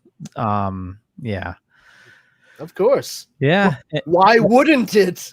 So the twist is this this church that it was next to, this woman that, she couldn't speak, she was mute, and she sees Mary and is healed, and she begins healing other people, and people are massing to the tree, and it turns out it's not the biblical Mary, it's a demon Mary. And the more people that believe in the lady, the stronger it gets. Yeah. The lady, I mean, so I think like if it's like the opposite of Mary, like the closest thing I can think of personally is Lilith. No, it actually turned out to be a demon that it's a demon named Marv. Just it's a demon that possessed a girl that they kind of like burned at the stake, but they nailed a metal mask to her head first. Because why not? Yeah, I know. I mean, like I know this comment is a little on the nose, but isn't that overkill? It was, yeah. It was like to contain the demon. They needed to like, and they show you from like the point, just the face. Though? I mean, there's so many other holes. Oh. I'll tell you one horror movie that you can avoid that just came out recently is the new Saw movie. Spiral. Yeah, avoid it. Yeah, I heard it's bad. I was given, that's the first movie I've seen in the theater since last year. I went with my wife, and we were able to go because of a promotion that was provided to us through brokehorrorfan.com. Our buddy Alex DiVincenzo over there, he reached out and he was like, "Hey, I'm doing this promotion. You just go to Adam Films and I'll give you the code and you'd be all set. And you get 2 free tickets." I was like, 2 tickets? That's exactly the number of people my wife and I are. Fantastic. So he's a good dude. He's a very good dude. He's one of my favorite people. He's one of my absolute best friends. I love that kid. And he, it was really great for him to do that. And we went to go see the movie, and I figured out who the killer was very, very earnestly and a lot quicker than I probably should have. And it was clinched in a particular scene. And I was just like, there's like, I don't want to say like there's poetry to such things, but I mean, you can see like the repeating, like the refrains on certain shit. And you watch it, never mind movies, but you watch enough horror movies, you recognize the tropes and beats. Yeah. And it's not even necessarily so much like what's there in front of you. Sometimes it's what's not there. And that omission can speak louder than anything else that you could actually add to the story. And that is precisely how it played out for me in the theater. We got to the end and I was like, all right, I mean, it's not the worst movie I've ever seen, but I am glad that I saw it for free. And the end, I get what they were going for. I'm trying to say this without spoiling it for anybody that hasn't seen it, but the end, I get what they were going for, and I can appreciate it if it had been executed a little bit better. I like social commentary in my sci-fi and horror. I feel like those genres are part of what like makes those commentaries work because it's sneaky in a good way. It makes people think about those things without them necessarily realizing that they're thinking about them. The end of this, though, it had all the subtlety of a sledgehammer through drywall. Yeah. And I, especially considering some of the talent involved, like particularly Chris Rock and Samuel L. Jackson, I was a little stunned, to be honest. It threw me off, just the sort of ham-handed commentary at the end of the movie. That it was just, it could have been done so much better, and it just so wasn't. And the fact that Chris Rock is a Saw fan and he executive produced this, and my gripe with this is the traps. The traps, they get cringeworthy. You know, when the movies get, you know, farther, you know, the more movies you see with the Saw films, the later they get, the more cringeworthy the traps are. Obviously, the first trap you see, cringe, because it's like, yeah. That first death too. I'm watching the movie and I was like, holy shit! I don't know if you guys have ever seen Letterkenny. Yes, love Letterkenny. So I'm watching. I'm like, oh shit! It's McMurray. McMurray was the first Really? death in Spiral. Yeah, he gets killed, and I'm like, okay. I turned to Dara. I was like, hey, this movie is brought to you in part by Canada. I saw so many Canadian actors and actresses in the movie. I'm like, oh my god! Like, What was there like? If they went into a convenience store, was there like puppers in the? just Labatt Blue everywhere. Like nothing.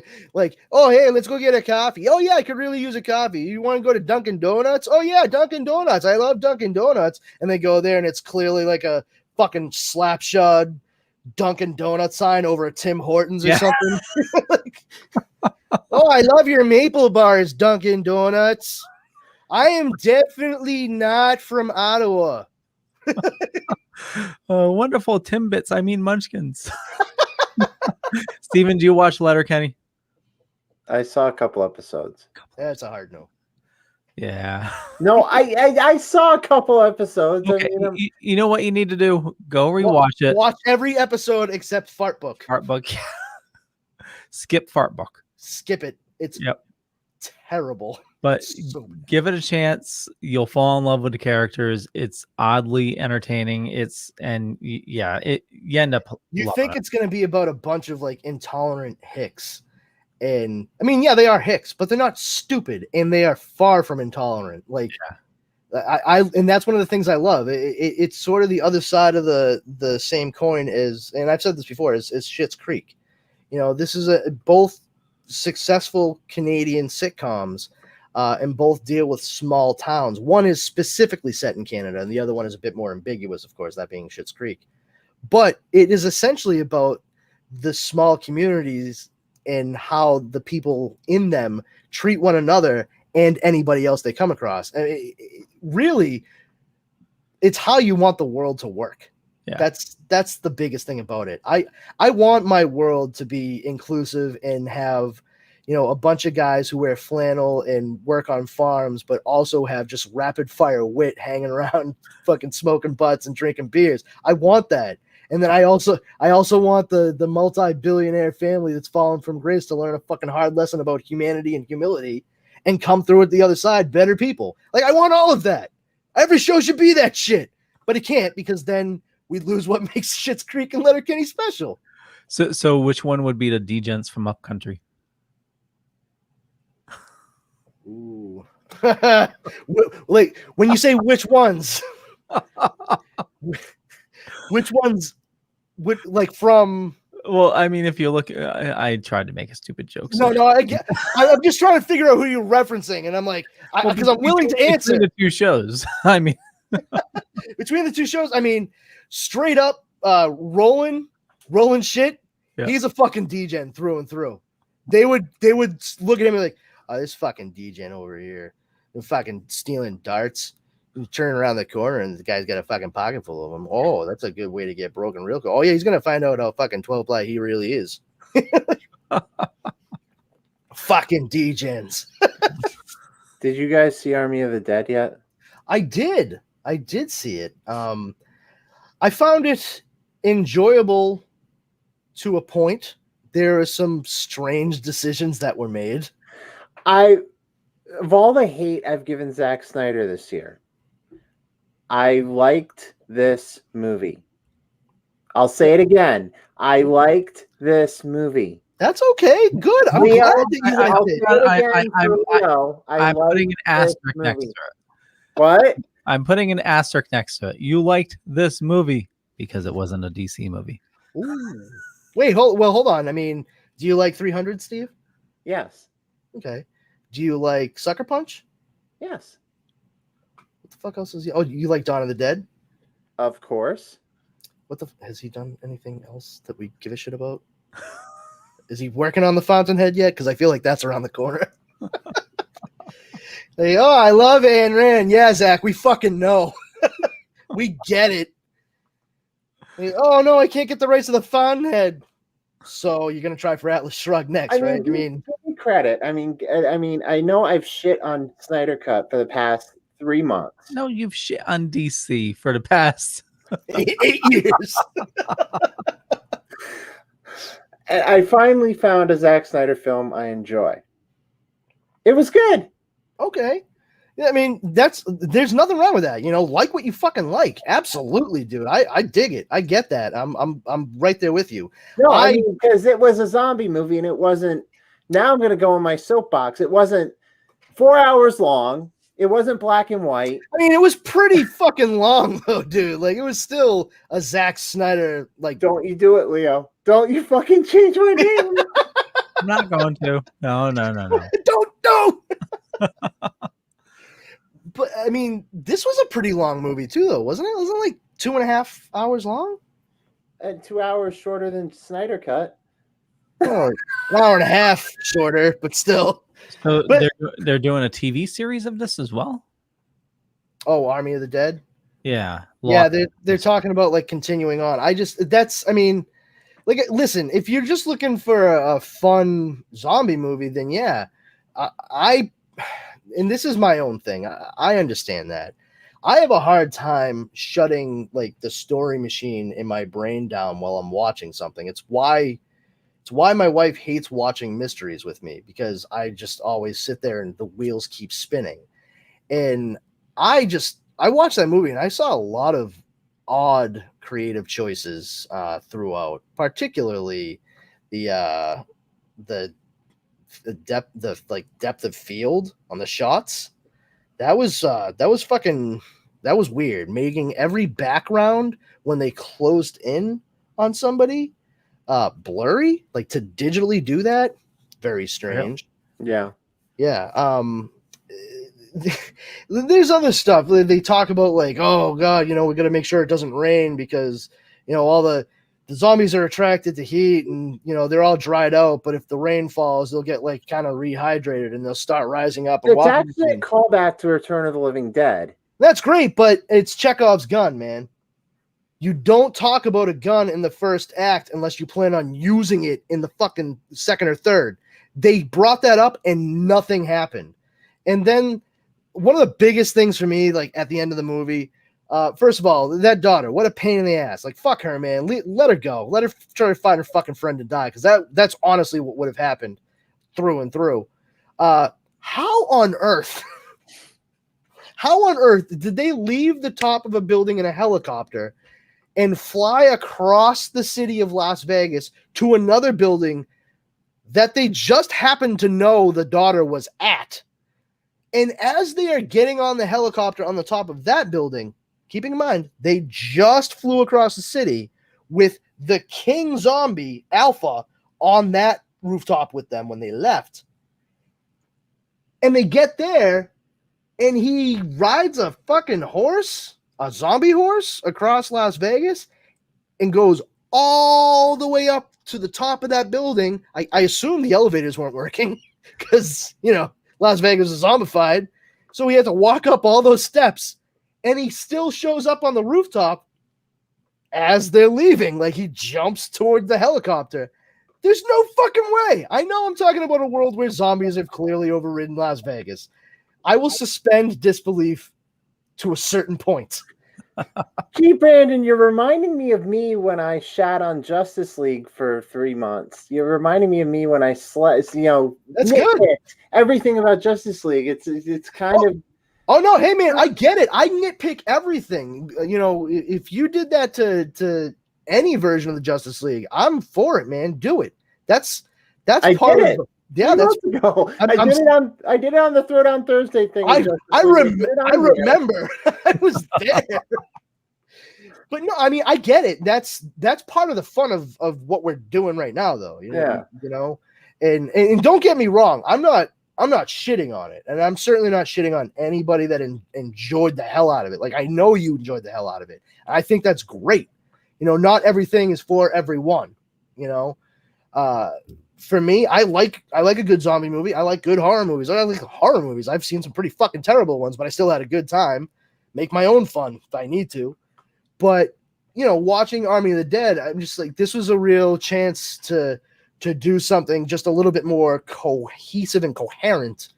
And he's still like the bloat in it was contributed to by some of these choices. I just, like they microwave a fucking hand to get a zombie to walk across these plates and activate the fucking booby traps leading to a safe. Why didn't they just kick the zombie in the back? Like, seriously, just and have him walk forward. Then he would have stepped on the plate, and then kick him again, and he would have gotten shot by this, whatever. There was no need to like microwave a hand. And more to the point, getting into the safe, they had to bring this German guy's like, you have to be very quiet. This is a very difficult safe to. If I fuck up once, it's never open again. They were going because they were hired by, was it Tanaka? That was all right. So they're hired by Tanaka because it's his casino, and insurance has already paid him out for the $200 million he had locked in the safe. But he still wants that $200 million in cash. Okay, I get it. A very Lex Luthor move. Good for you. But it's his fucking safe. Why did they need a safe cracker? He could just give them the goddamn code. It doesn't make sense. Like, seriously, if somebody came to you like, I need you to go get my money out of this safe. Oh, what? Whose safe is it? It's my safe in my casino. Oh, cool. So what's the combination? All right, I'll go do that for you. That's as easy and quick as that conversation should be. It shouldn't be a fucking, Ocean's 11-esque. Like, oh, I've got to put together a team and get this fucking nerdy German guy on it. He's the only one that can crack the safe in Las Vegas. Thank God he stuck around. What? I don't get that. That was like number one for me. Like, and it didn't even hit me until they got to the safe. I was like, wait a minute. Doesn't this guy own the building? It's his money. Why didn't he just provide them with the fucking numbers they needed? They didn't need to go through all this shit. He had keys, he had codes, and he's just like, yeah, just go do that. Figure it out yourself. I'm hiring you to do the job. I'm not hiring you to do what I tell you to do. There's a difference, gang. Figure it out. Sorry, Tanaka. Yeah, we'll get right on that, boss. We'll get your money for you. No problem. Yeah, $200 million, and they bring like 3 fucking JanSport backpacks with them.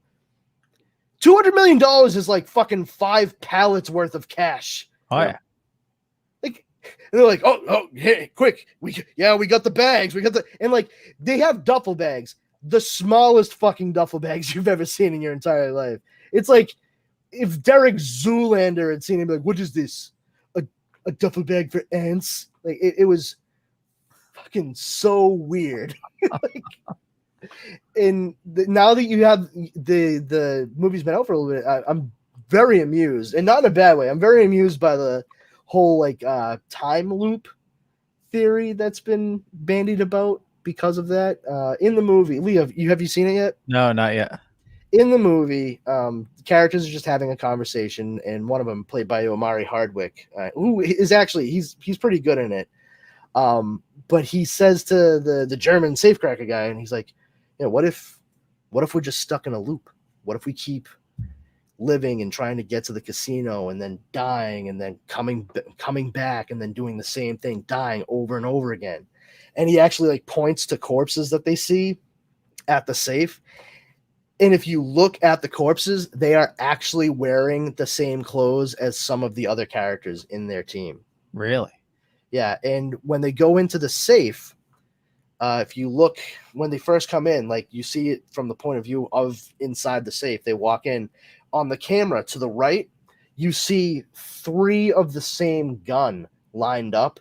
And it's supposed to indicate that this is likely their 4th time there because each one of those guns was left from the other time.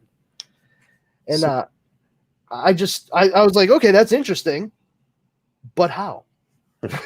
Yeah, I was just going to ask that. Is there any time travel mentioned at some point? Nope. There's nothing about time travel. It's just a conversation that one character has with another, and just you could play it off as like, oh, I mean, he was just kind of like fucking around with them, and that's perfectly viable explanation. But or it is a time loop, and they just keep going back around.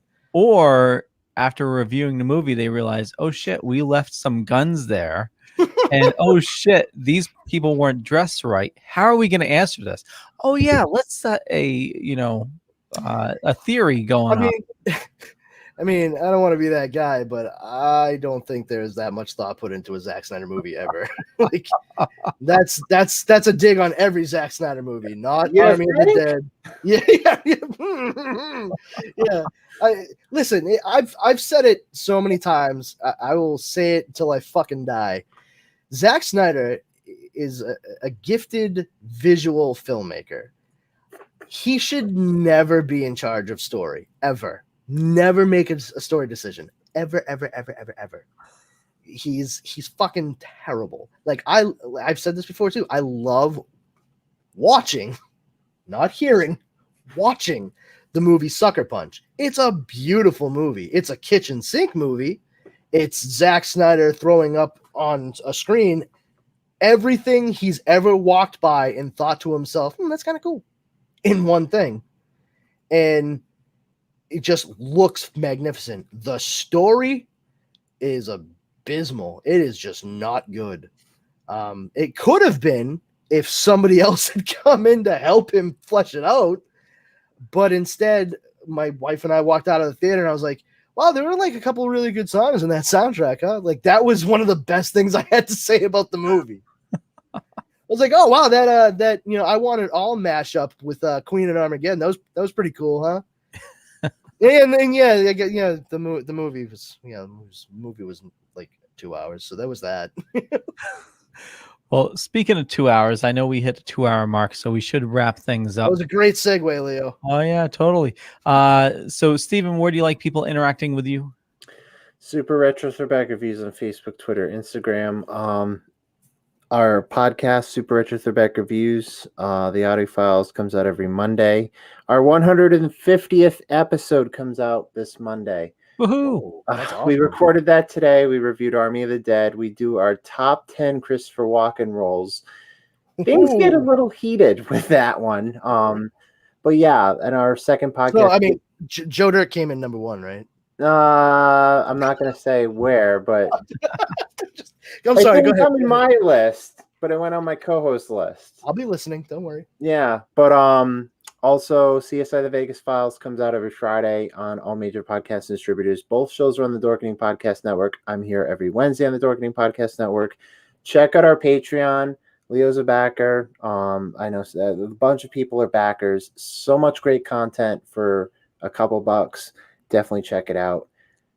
And I think you said 2 weeks ago, Leo, my internet was fucking up, but you said I'm up for an award or something. I didn't even hear you. Did I? Yeah. No. Are you signed up for, did you is it the Amalgam? Oh, yeah, the Amalgamania. You're on that, right? I am. Yeah. So I have nothing to do with that. So, but no, I'm nominated for that, I guess. So doesn't matter what the results of that are anyway. You're still a winner in my book, Steve. Right. Aww. That's why we're a multi-award nominated podcast, because we've been nominated, but we never won anything. Hey, fucking own it, dude. I love that. I fucking love that. That is clever. Yeah. And the winners nominated. I fucking love that, dude. That is great. And the winners were the friends we made along the way. Exactly. It turns out the real best podcast award was inside us all along. Powerful, Brandon. Hey everyone, you can stop on by the Powers Combined Facebook group. Just geek out about all kinds of different stuff, and just don't be a jerk while doing it. That's the #1 rule. Do that, and you will get the stanky boot out the door. And if you'd like to follow me, I am on Twitter at Brandon's Powers and on Instagram at This Brandon Has Powers. And I'm here every Wednesday. Awesome. And you are going to be doing some other stuff in the near future, right? Yes. I am currently developing a podcast with another one of our fellow Dorkeningites in Coop. And we are working on something. Basically what it is, it's going to be covering alternate reality tales in comics, and probably eventually branching a bit more into like just alternate reality tales, like shows, movies, whatever. But we're going to be starting off focusing on comic books, and particularly what ifs from Marvel Comics, starting back with the original series, and a lot of the Elseworlds prestige formats that have been done throughout the 90s and early aughts. Looks to be a lot of fun. Justin and I, we get along like gangbusters. We're both very similar in our tastes, not just comics and characters, but also like we're both musical theater nerds and stuff too. So you may get a few show tune references in the show as well. A lot of Muppet voices, I'm sure. But yeah, it's looking to be a lot of fun. Like I said, we're just kind of developing it. We're gonna get it fine tuned, and the name of it will be Comics Paradox. COMIX PARADOX. And awesome. I'm very excited for us to get this going in the next few weeks. Very excited for you. Thank you. Yeah. And for me, just Google Leo Pond. You find a bunch of stuff. Could be true, could be not. But more importantly, follow these awesome people. And I run a little thing called the Dorkening Podcast Network. Over 30 shows on a network and growing. A lot of awesome people doing a lot of awesome stuff. And with that, we'll catch you guys later. Bye. Adios.